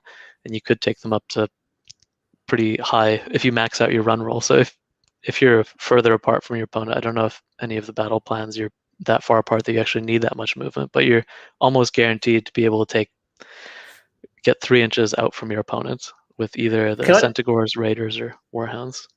Yeah. Can I just call out something though? I just want to make sure that people have caught this point because I think it's a really good deliberate strategy that you've made here. And it's that your chaff is not battle line. Am I right there? Is that what you've done here? You've specifically chosen models, your first wave of trash, and I use air quotes for the podcast people, that you are purposely choosing trash units that you can throw at your opponent. Obviously, you're trying to deny models coming in from reserve, getting into the juicy stuff, denying objective control, all the good stuff. but you've chosen it in such a way that you can't lose to broken ranks, because if they were the gores and ungores, you're giving away cheap victory points. Yeah, the only unit that's really vulnerable to broken ranks is the Ungors. So I have 10 Ungors in the list. That's a battle line unit. So I have 6 Dragon Ogres, 3 Dragon Ogres, 10 Ungors. And those are the only 3 battle line units that your opponent can score broken ranks on. And if your opponent doesn't have shooting, like Sentinels will remove your 10 Ungors, like 30 Sentinels. But I mean, if your opponent's putting 30 Sentinels into 10 Ungors to score broken ranks, maybe that's not so bad if they really You've go to won. that. You've won the moral victory. Yeah. 30 Sentinels could have deleted your general and your demon prince in the same turn, probably. Yeah, so I think keeping and you want to keep your dragon ogres back, and when you do engage with them, don't engage with something that will kill them, and use your Shaggoth as well, like hanging out with them to heal them and to give them Mystic Shield, for example, and keep them alive, and really try and deny broken ranks. Redeploy them if your opponent's going to come at them, and if your demon prince is hopefully alive, they won't be able to charge them. So yeah, your opponent's fighting trash. They're going to struggle to get onto the objectives, to score broken ranks, to score most of their battle tactics, and eventually they're probably going to make that charge and get into combat, but it's going to be too late to score objectives and battle tactics and come back, hopefully. That's the idea. No, I dig it. Talk to me about the combo you've got here, which is your Tzaangor Shaman, and then you've got, I assume is your combination, and then you've got a unit of 6 and a unit of 3 Tzaangor Enlightened, because you traditionally see people take a unit of Enlightened and then a unit of Skyfires for the 1-2 punch, but you've gone double down on Enlightened. So I think I did run 6 Skyfires, 6 Enlightened before. Skyfires suffer a bit from coherency because they don't have 2-inch reach.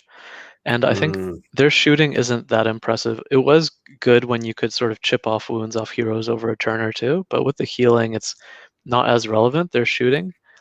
And I think 3 Skyfires are still interesting, but I would just prefer to run Enlightened. Because Enlightened, they reroll hit and wound rolls when they activate after your opponent. So as long as you're picking your battles well and you're going, say, tagging a unit on the side, like a bigger unit, probably not zombies because they have a 6-inch pile-in, but some other unit, like 3 Enlightened will delete 20 models often when they attack second. If you just tag the unit, let them go first, pile in with the Enlightened, and they have a champion, so they can give themselves +1 to hit now. And so they usually hit on 4s, but you could get them hitting on 3s, wounding on 3s, and they're re-rolling hits and wounds. And they've got 3 attack profiles, so you can get a good amount of damage out of that unit. So your Tzaangor Shaman's probably running with one of the units of Enlightened, and the other one's on its own. And the Tzaangor Shaman gives +1 to hit for the Enlightened with their spears and beaks, I believe, not their discs. So both units are hitting on 3s with most of their attacks.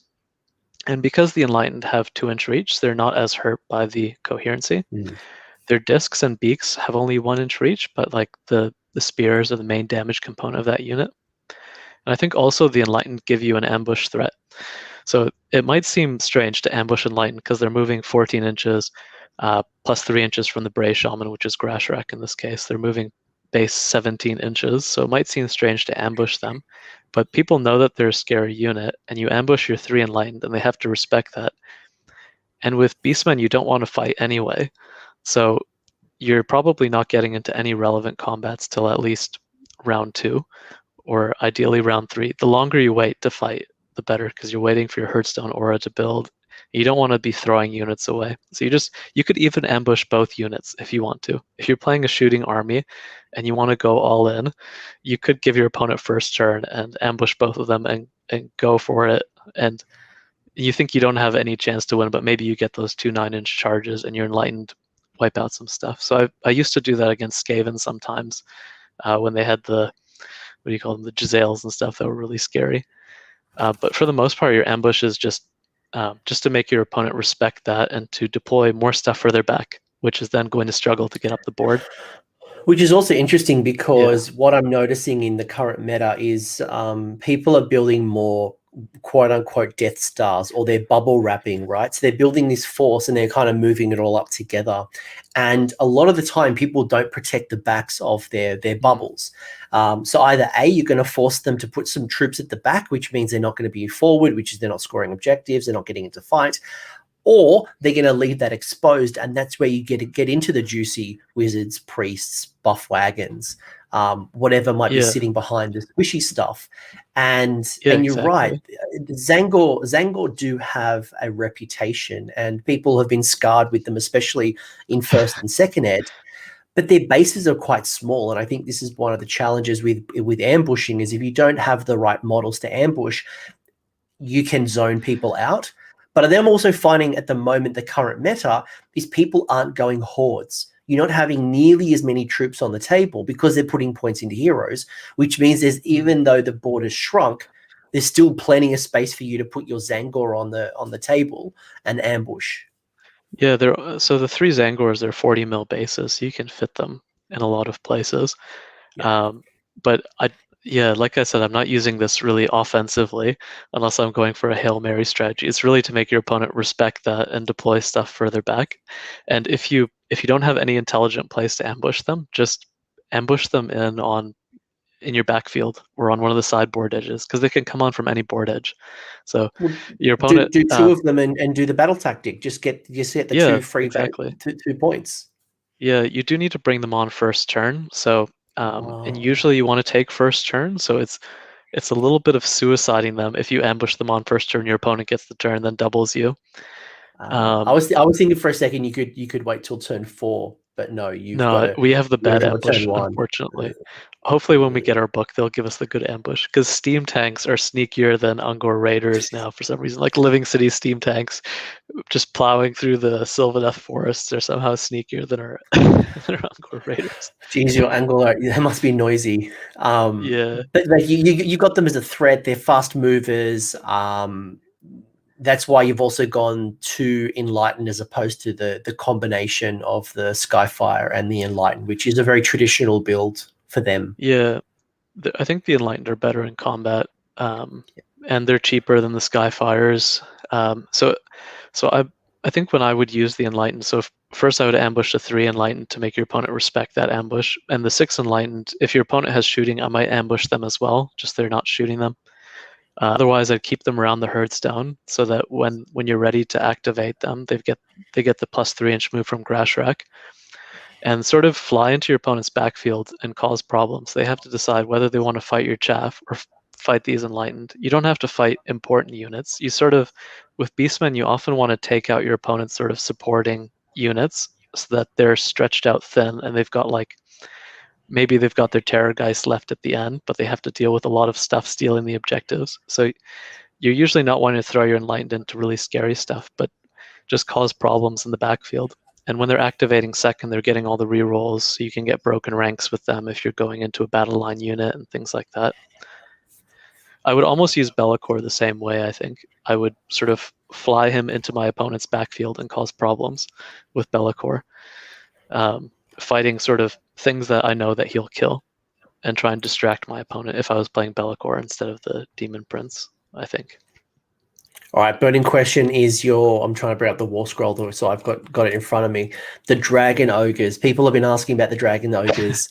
Talk to me about this crazy list science, because I have not played Dragon Ogres since 2017.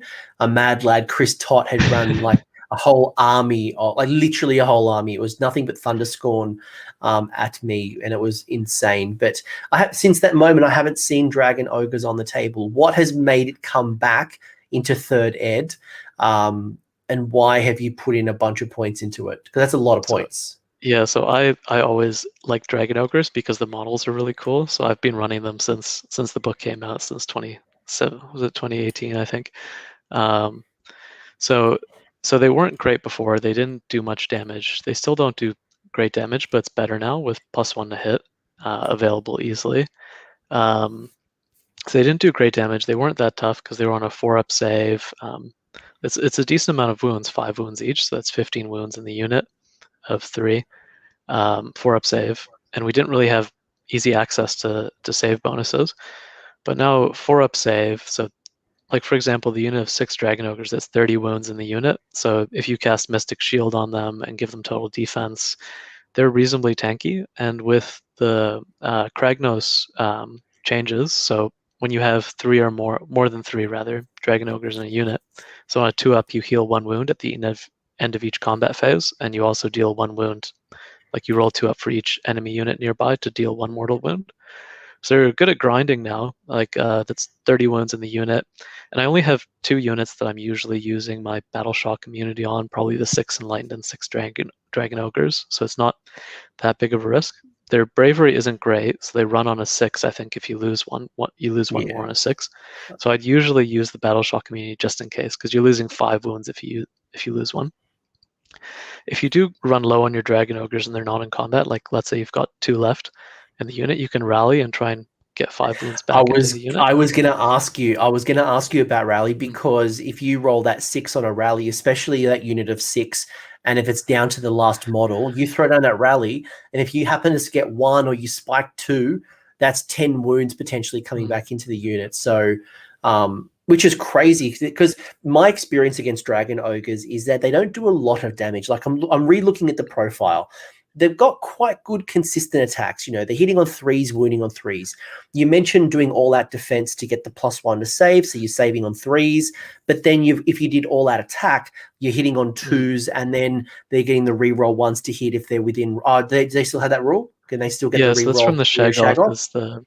So wholly within 12 of the Shaggoth. So your Shaggoth and your 6 Dragon Ogres are probably running as a unit, and you're wanting to keep your Shaggoth alive for Hailstorm. So you're not engaging them early, but once your opponent chews through your chaff, so get into them with the Dragon Ogres and the Shaggoth and just try and keep them alive. And they're counting for 2 models each, the 6 Dragon Ogres, that's 12 models. The Shaggoth is a monster, he counts for 5, so that's 17 models on your objective. And you're just holding on for dear life at that point. Probably once your Dragon Ogres are in combat, it's late game and you're just trying to hold on. Hopefully your Herdstone aura is big enough that you're getting -1 save from the Herdstone. And I would probably most of the time use total defense, maybe total attack if they're going into something soft and I really need to chew through it.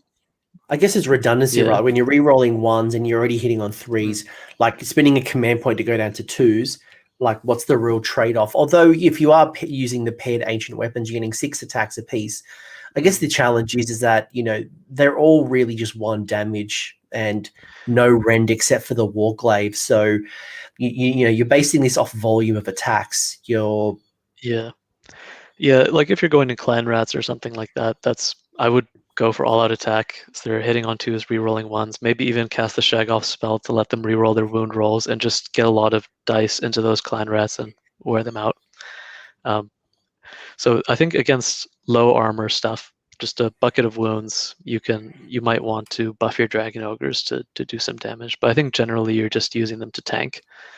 And they're fairly difficult to kill for broken ranks. How does this list change? Like, let's say you swapped the Dragon Ogres for Bulgors, because I imagine they're playing a very similar role. They are a second wave of trash, you know, in your words. You know, they're not your first wave of attacks. They're second wave. They're picking in something they want to try to pull down. They're probably the more of the damage dealer. One is probably Bulgors are more offensive, while your Dragon Ogres probably are more defensive with the 5 wounds apiece. But does the list change a lot if you were to swap the 2 out? Yeah, so I think if you remove the Dragon Ogres, so you're gonna have a problem with your battle line. Bulgors are squishier, so easier for your opponent to get broken ranks, because if you're running the Great Axes, they're 5 up to save. If you're running the shield, at that point, like, why are you doing that? You might as well run Dragon Ogres if you're running Bulgors with a shield, I think. And I think the shield adds +1 to save. I don't think it takes their save characteristic to a 4-up. No, most shields just add a +1. So it's good because it means you don't have to spend a command point for all that defense.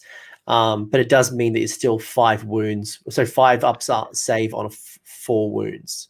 So yeah, just for my playstyle, I would prefer the Dragon Ogres. I don't play as offensive with Beastmen. Sometimes I get 0 kill points in a game, like back when we tracked kill points. So I think someone like Joel might enjoy the Bulgors more, someone who wants to actually kill stuff. for my playstyle, I think the dragon ogres are more optimal. Yeah, In terms of I think you for can me though, do. it's just that rend one, sorry, the 1 inch attack, and obviously, for anyone who is new to the channel, this is not the one list that rules them all. It's not, this is not the list. It's just an example of how you're thinking about third ed. But I could clearly see, I could see you flip, I could see somebody flipping out the 3 dragon ogres and making them a unit of 3 bulgor. Maybe not the 6. We talked a bit about previously the coherency issues and the 1 inch range on the bulgors. But if you needed a bit more punch and you needed a bit more rend, or a bit more threats in your meta, that's probably an easy switch.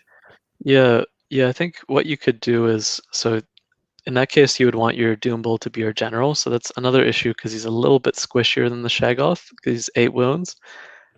Yeah, they do only count 1 for 1 And as then someone said. then bulgor only count as 1 against the objective, where dragon ogres are counting as 2. So that's a really good point by Aussie.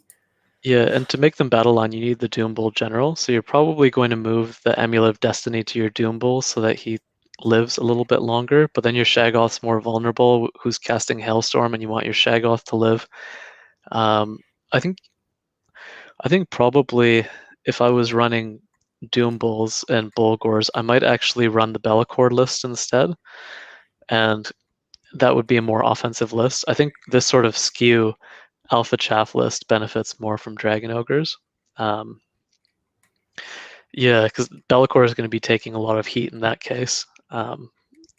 Yeah, I think like I said, I think you just run whatever you like in the army, and it's more about the philosophy of blocking and not getting into combat unless you absolutely need to that wins you the game. It's not so much the exact models that you take in Beasts of Chaos.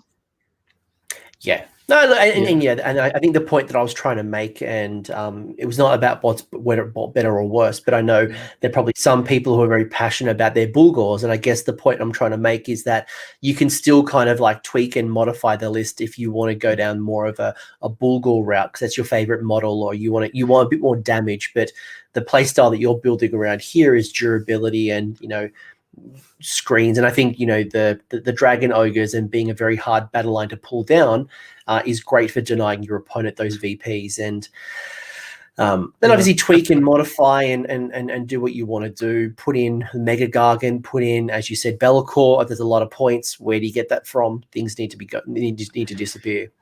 Yeah, Bellacord is only 360, so he's not that much more than the Demon Prince. It's only another 150.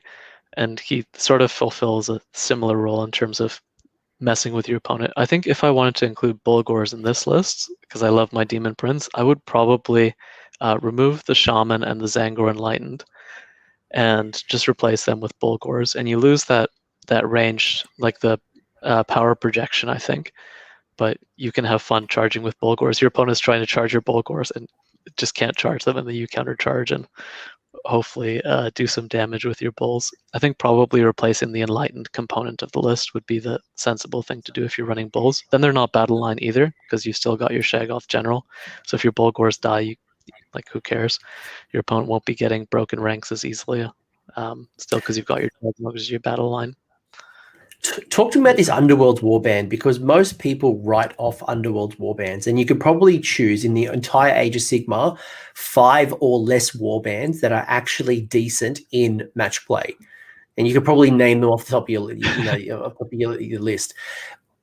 What is Grashrak? Tongue. By the way, I got my COVID vaccine today, so be nice to me. I'm sure it's messing with my language. I'm sure that's my answer. But Grashrak, what's this Underworld's Warband bringing to the table? And you've already mentioned it once or twice, but why have you got it in the list? So he's good as a Herdstone hero because so his little warband that he has with him, I believe on a 4-up he can pass wounds to them. So he's 5 wounds on a 6-up save. So if he's camping at the Herdstone, barbecuing Angors for your summoning points, he's a little bit more difficult to remove. Also, you can just use his little 5 guys because they're 2 separate units. You could ambush them to steal an objective. I did that in one of my games a couple weeks ago at a tournament, and then Eltharion had to run and fight Grashrak's despoilers. And so Eltharion is killing effectively 50 points because the Grashrak is only 50 points more than a Bray A Shaman, regular shaman, yeah. and that was totally worth it. And then so Grashrak was actually sacrificing himself during that game. He was just stabbing himself for T3 mortal wounds because I had sent his little crew off. And his War Scroll spell is really good. So it's cast on a 7, so not reliable, but it's D3 mortal wounds and +1 to hit against that unit, 18-inch range. So +1 to hit helps. Like on your Dragon Ogres, they go to 2s. Your Enlightened go to 3s. You might not need to spend a command point on all-out attack. So it's a good spell, and is I think mainly it's just 50 points more for that the 5 extra bodies that you can do something with. You can sacrifice those bodies as well. Why not? You can stab your little crew if you're not in danger of getting shot. To sacrifice the Herdstone. It's just, yeah, you could replace him with a Bray Shaman if you really like that spell. The Bray Shaman's War Scroll spell is to force an enemy unit to move towards one of your units, and it can force them to move into combat, for example. So that's one way Yeah, to get around Unleash Hell. I think it happened to me with the Yeah. the cave spawns. Like I had to move closer to this bloody chaos spawn, and I'm like, I don't want to fight a chaos spawn with my Mega-gargant. But I kept being brought in. It was a jerk move. But probably the other call out that might just be worthwhile. I think it was mentioned earlier in the chat. Is that is a Grashrak is a unique unit, which means that you're not going to be able to put on an artifact. You're not going to be able to put on things like flaming weapons or arcane tomes or any of the core spells and prayers and things like that. So if you need a Bray Shaman that is you want to customize and you really want to like put on flaming weapon or curse or something cool, that Grashrak's not for you. But if you don't need it because you're putting Amulet of Destiny and you're putting customization on your your Shaggoth or your Doombull or whatever it might be, then and I can see that you've gone double battle regiment, so you haven't even gone warlord to get the extra artifact. So a unique unit is actually not a bad choice. Yeah, that's another reason that I think that no herd is good, because he's locked to all herd, and I think that's the weakest herd. So if you're taking Gave Spawn, he can't turn into a spawn when he dies. So if you want to play Suicide Hero, Spawn Fun, and Gave Spawn, you're taking a Bray Shaman instead, usually, I think. Unless you really value his War Scroll spell. Also, in general, you don't really want to give any artifacts or command traits to your Shaman, because he's so squishy. Why would you make him your general? He's going to die immediately, and your opponent's gonna get Slay the Warlord. Flaming Weapon, he's got 1 attack. So yeah, you're not running in. You're not running in. Like, would you put a flaming weapon through an arcane tome on like a Beast Lord? So I would put on a Doombull. So I did that. So I won a 1K tournament with Beasts of Chaos and AOS 3. So the 1K, so it's very different than 2K. But I found that Arcane Tome with the Flaming Weapon on the Doombull was pretty interesting because it takes him to 4 damage on his axe, -2 rend. So he's hitting on 3s, wounding on 3s. So he can, when he gets that Flaming Weapon off, he can be scary if you, for example, do Best Day Ever. So I did that against a unit of 5 brutes against Ironjaws. So I did Best Day Ever, Flaming Weapon, +1 to hit. They were in the Herdstone aura, and Doombull charges in and wipes out 5 brutes easy. Do you mean Finest Hour?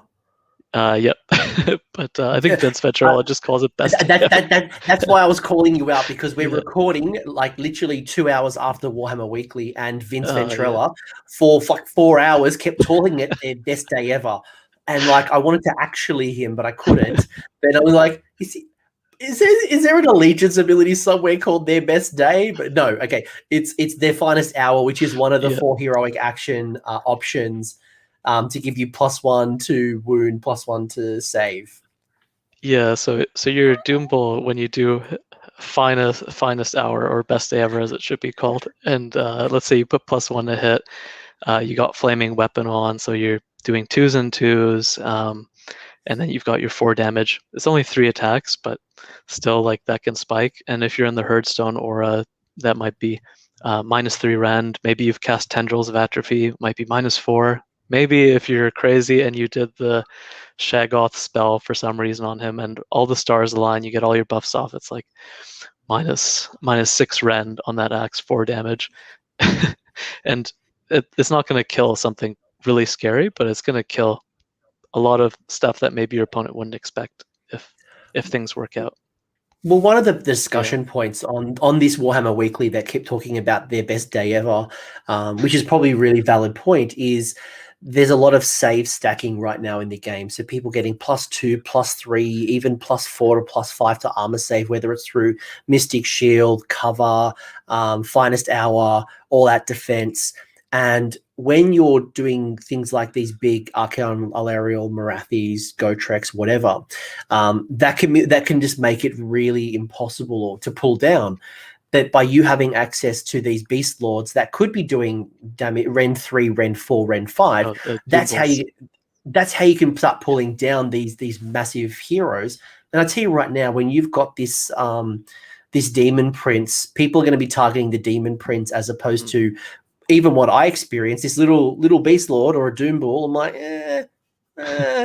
I'll target Be'lakor. I'll target the demon prince. And then that gets into combat and he punches you in the face and you didn't see it coming. That's my experience with the little especially the beast lord. Doombull is a bit more obvious, but from a target priority.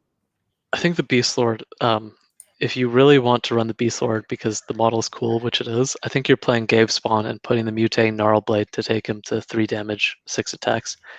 I think you can do the same with a Doombull, 5 damage in Gave Spawn. But I don't think you would put Flaming Weapon and Arcane Tome on your Beast Lord because it's only 2 damage, 6 attacks, -1 rend. It would be cool though. Yeah. It would be cool. It might not be the best option, but yeah, the Doombull would definitely pack more punch than a Beast Lord, especially because the Beast Lord lost the re-rolls against heroes. That probably contributed to why it kicked me in the crotch so hard. Yeah, I think maybe on a Beast Lord, if I wanted to put Arcane Tome on it, because the Brayherd lore, it doesn't say like Bray Shaman, so he's Brayherd, so he could take a Brayherd lore spell, which is pretty good, and take Tendrils of Atrophy for -1 save. And it's a 12-inch range, cast on a 6. So because you can put him up a little bit further than a Bray Shaman, maybe you can. I don't think it's a great combination, but it could be a fun surprise to ambush him in, and maybe you're casting Tendrils of Atrophy from behind and stuff like that. If he lives, he doesn't live very long, but. Well, Angus has already called it the Lamb Torpedo Strat. So I think the fact that it now has a name as a strategy, I think we need to make that stick, the Lamb Torpedo Strategy. Just like buff up the flaming lamb or the flaming bull and just go to your face. But I think, like when I think about Beasts of Chaos, and this discussion's been great. Like I've really enjoyed it because it's an army that not a lot of people are talking about. People are talking about in the meta: Slaves to Darkness, Sons, Daughters of Cain, Lumineth, Soulblight. No one's talking about Beasts of Chaos, and it's been interesting looking, even just like when I started looking at some of the tournament lists, seeing Dragon Ogres back. I haven't seen Dragon Ogres in such a long time. The Shaggoth being brought back in, getting that really durable hero that can work well in an army. It's nice to see Enlightened back in lists. And, we've seen, Dan Bradshaw in like 2018 won Masters with a whole bunch of like 30 Tzaangor on foot.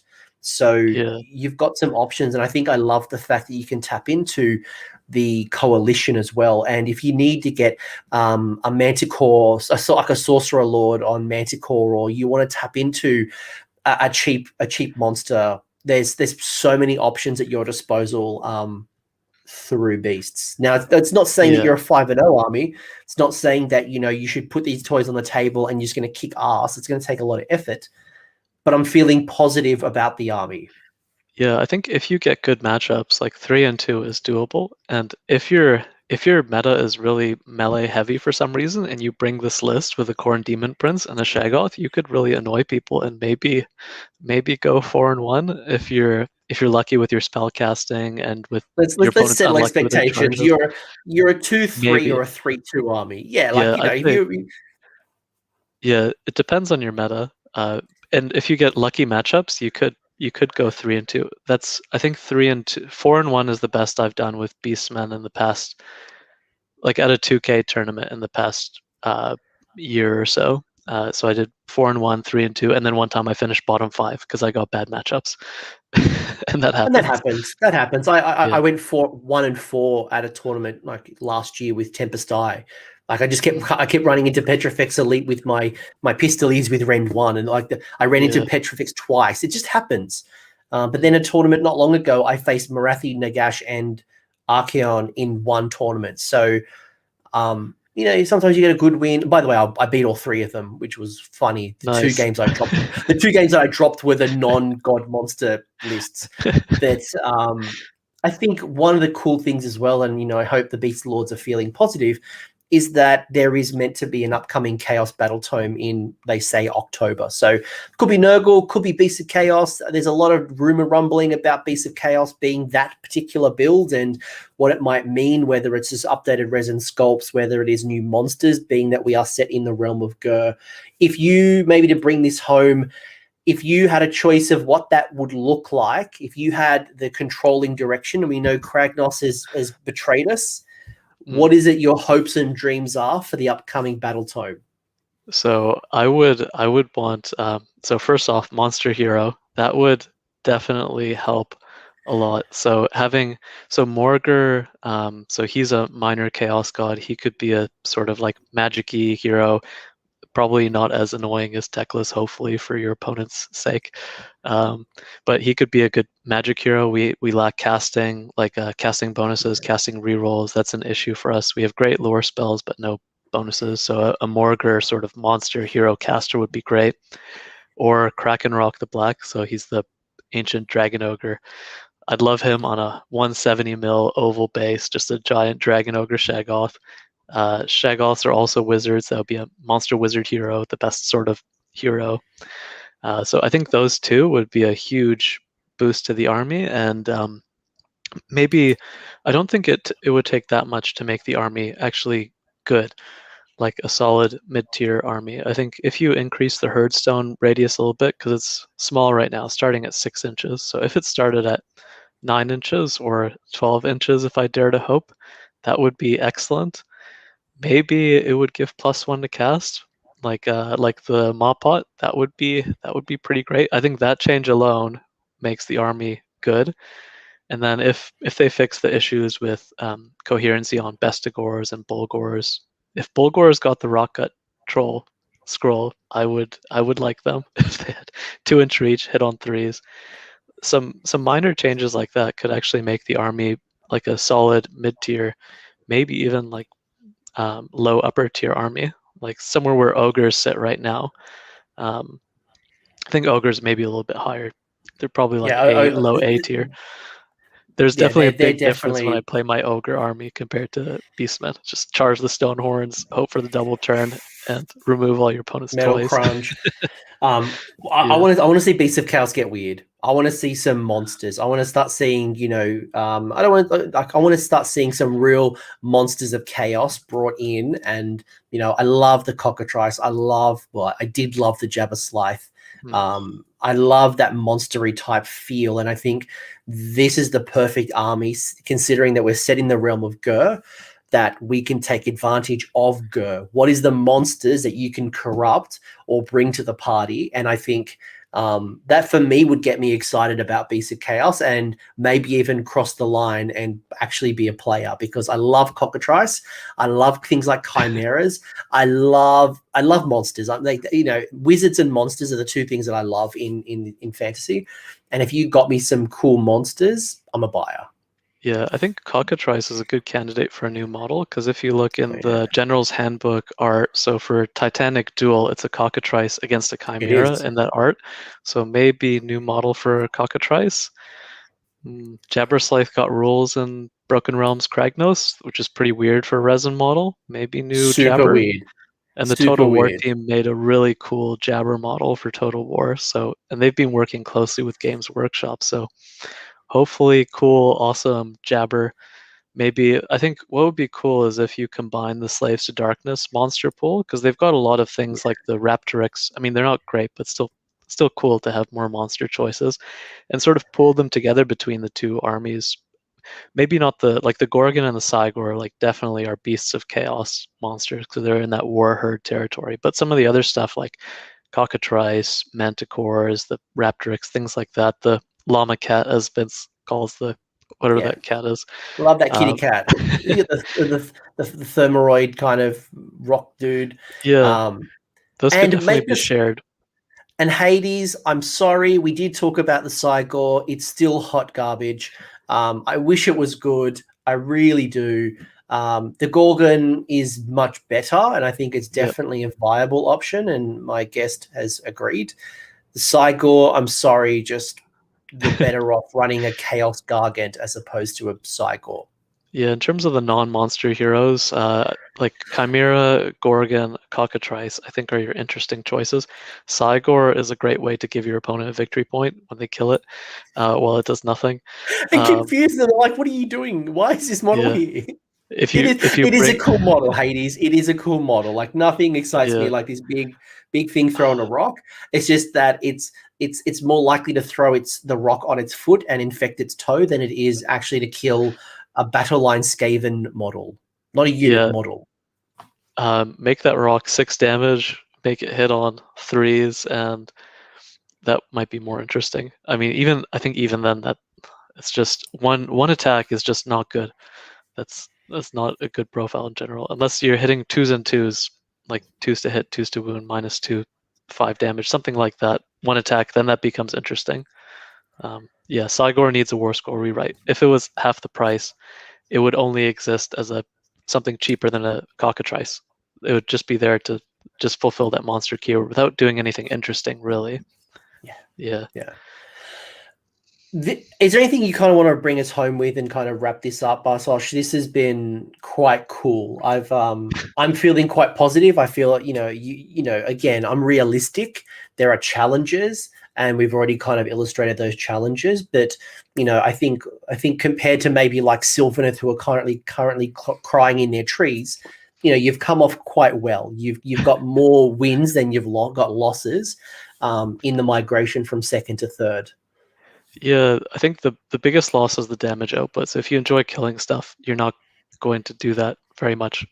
So the damage output is bad, but like I think if you play intelligently and poor guy with poor the Angus. Tzaangor. Poor Angus has got 4 Tzaangors, and like, I'm sorry, man. Yeah, so I know we're a bunch of salty goats, Beastman players. We're always complaining that we're getting the short end of the stick, but I think our time is coming because we're in Gur right now. So hopefully Games Workshop gives us. I want models more than rules because like the rules change all the time. I want some cool new models to paint. So if I'm actually hoping we're not the October book because we've only seen one rumor engine that I think could be a Beasts of Chaos model that had like a goat skull on it, like a Bestigor skull. So if we do get the October release, I have a feeling it's going to be a small one, and I'd rather wait and get a bigger release with updated kits for like all the resin stuff. So I don't mind waiting if I get cool models. I would like to have like a mid-tier sort of book. Like Ogres, I think is in a perfect place. It's such a fun army. I mean, some people hate Stonehorns, but I think it's still a solid A-tier army that's not too oppressive. So somewhere there, maybe a little bit below that. You don't want to be an army that people hate to play against. You don't. So something that's a well-written book that's fun to play against, fun for you to play, cool model release. That's what I'm hoping for. And longevity. And longevities. You don't want to be hit with the Nerf bat. Bartosz, you've got a Twitter. I'm going to put the Twitter handle below. You are Eat, Bray, Love. You've got it on the screen there. But I know you're super active on the Facebook page. There's a Beast of Chaos Facebook page as well. Any shout outs to your homies you want to make at this point? There's also a WhatsApp group that you can join where we all get salty together. You might need to go to the Facebook page to get that one because I'm not gonna put that link here because bots will just join your WhatsApp. Just ask in the Facebook group for the WhatsApp chat. The Facebook community for Beasts of Chaos is great because like most of us are people who just enjoy the army. There's no people who got into it to win. That was early on when Enlightened were 140 points and like people picked them up to win events.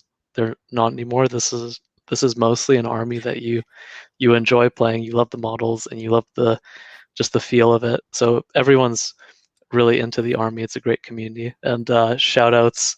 So shout out to my wife who puts up with me painting miniatures in the living room all the time and running my airbrush compressor. My wife Tanya, my flatmates will also put up with that. And our local community's great. We've got Andy who runs our local hobby shop and manages the Model Citizens, the Auckland Model Citizens group. So shout out to my regular opponent, Mike Oliver, Molly Mantooth on Facebook, who I practice against. It's my regular opponent. Plays Gloom here as well. And the Christchurch Warhammer community is really great. So I went to a tournament down there. We don't travel that much in New Zealand for tournaments, so I definitely recommend if you're not in Christchurch, head down there. Some really cool people like Richard Punt, Alexander, Jamie Knipe, another big Beastmen fan in Christchurch, and Ashley as well. Yep, it's a great community. So hopefully our lockdown ends and I can head down there for the War Clouds doubles tournament in February. I think if they're still planning to run it with the situation here in New Zealand, hopefully. Fingers crossed. Well, I've just gotten my first boost of 5G in my veins. I feel the magnetic strips already coming through. I've had magnets kind of hit my hands just while we've been streaming. But obviously, as the meta evolves, tournaments start kicking in, these lists are going to change. Merely, this is a first look into Beasts of Chaos, just to get your feel. And like every great YouTuber out there, I want to know how you're building your Beasts of Chaos list. And if you're going down and disagreeing with Bartosz's thoughts around, the gores and ungores, because there's probably some people who've got some list tech in the gore and ungore build. I'd love to know what you're building and why you've decided to consist with, gores and ungores. If you're tapping into some things from Slaves to Darkness and maybe you're getting some really good things from the Kitty Cat, which I think it's got some very interesting rules. I like its rules and it's cheap enough for me to consider adding it to the list. But what else are you tapping into Slaves to Darkness? I want to know. I genuinely want to know. And I'm sure the Facebook page would love to see some of the list science as well. Yeah, I think the Kitty is an interesting alternative to the Taurus now for the Always Strikes Last, if you really want that. Yeah, and if you were crazy, you could take a War Shrine for Curse. I don't think you can actually give allies enhancements, so probably not for the War Shrine. No, you can't. No. Otherwise, I'd be putting my Frost Phoenix with an artifact. Yeah. No, you can't put artifacts and stuff on. I think you still get one prayer, so I think it might be able to take. I'm not sure. A questionable on the War Shrine, but you probably don't want to do it anyway because it's not buffing any Slaves to Darkness stuff. I think probably Bellicor and the Demon Prince are your big Slaves to Darkness options. Maybe the Cat. Actually, Untamed Beasts, good shout for them because they're cheaper than Raiders, do the same job, 15 points less, longer screen. They're not as fast, but yeah, could do that. No, you've done a great job. Everyone's got nothing but love for you. Go check out Eat, Bray, Love on Twitter if you want to talk list science. Go check out on the Facebook. As you probably should know, I've got a pretty happening Discord, which has a Beast of Chaos chat as well. So they were feeding me some crazy list science, trying to work out what on earth Bartosz was doing with his list. But I'm going to wrap up. I've got to go cook dinner. I've got to go plug in my arm to get a boost in the Wi-Fi signal. Thank you for joining us. I hope you enjoyed talking Beasts of Chaos, and know that this won't be the only show we'll do on Beasts. We'll always talk more about lists, and as they keep coming up, the meta evolves, things change. Who knows? Maybe there is a White Dwarf coming in with extra Beasts battalions or new models. We'll always talk. And I'm sure Joel will have some interesting ideas that he'll want to share, and we'll find more Beast players. Yeah, shout out to my fellow Beast Lords. Keep fighting the good fight. Their Chaos Farm. Keep fighting the good fight. Yeah. I've actually got some goat dice from Farmer Hammer, and I love it. That's probably like the first little thing that's going to get me to play Beast of Chaos. But all right, I'm going to go cook dinner. All right, Bartosz. See ya. Thanks for having me. Thanks, everybody.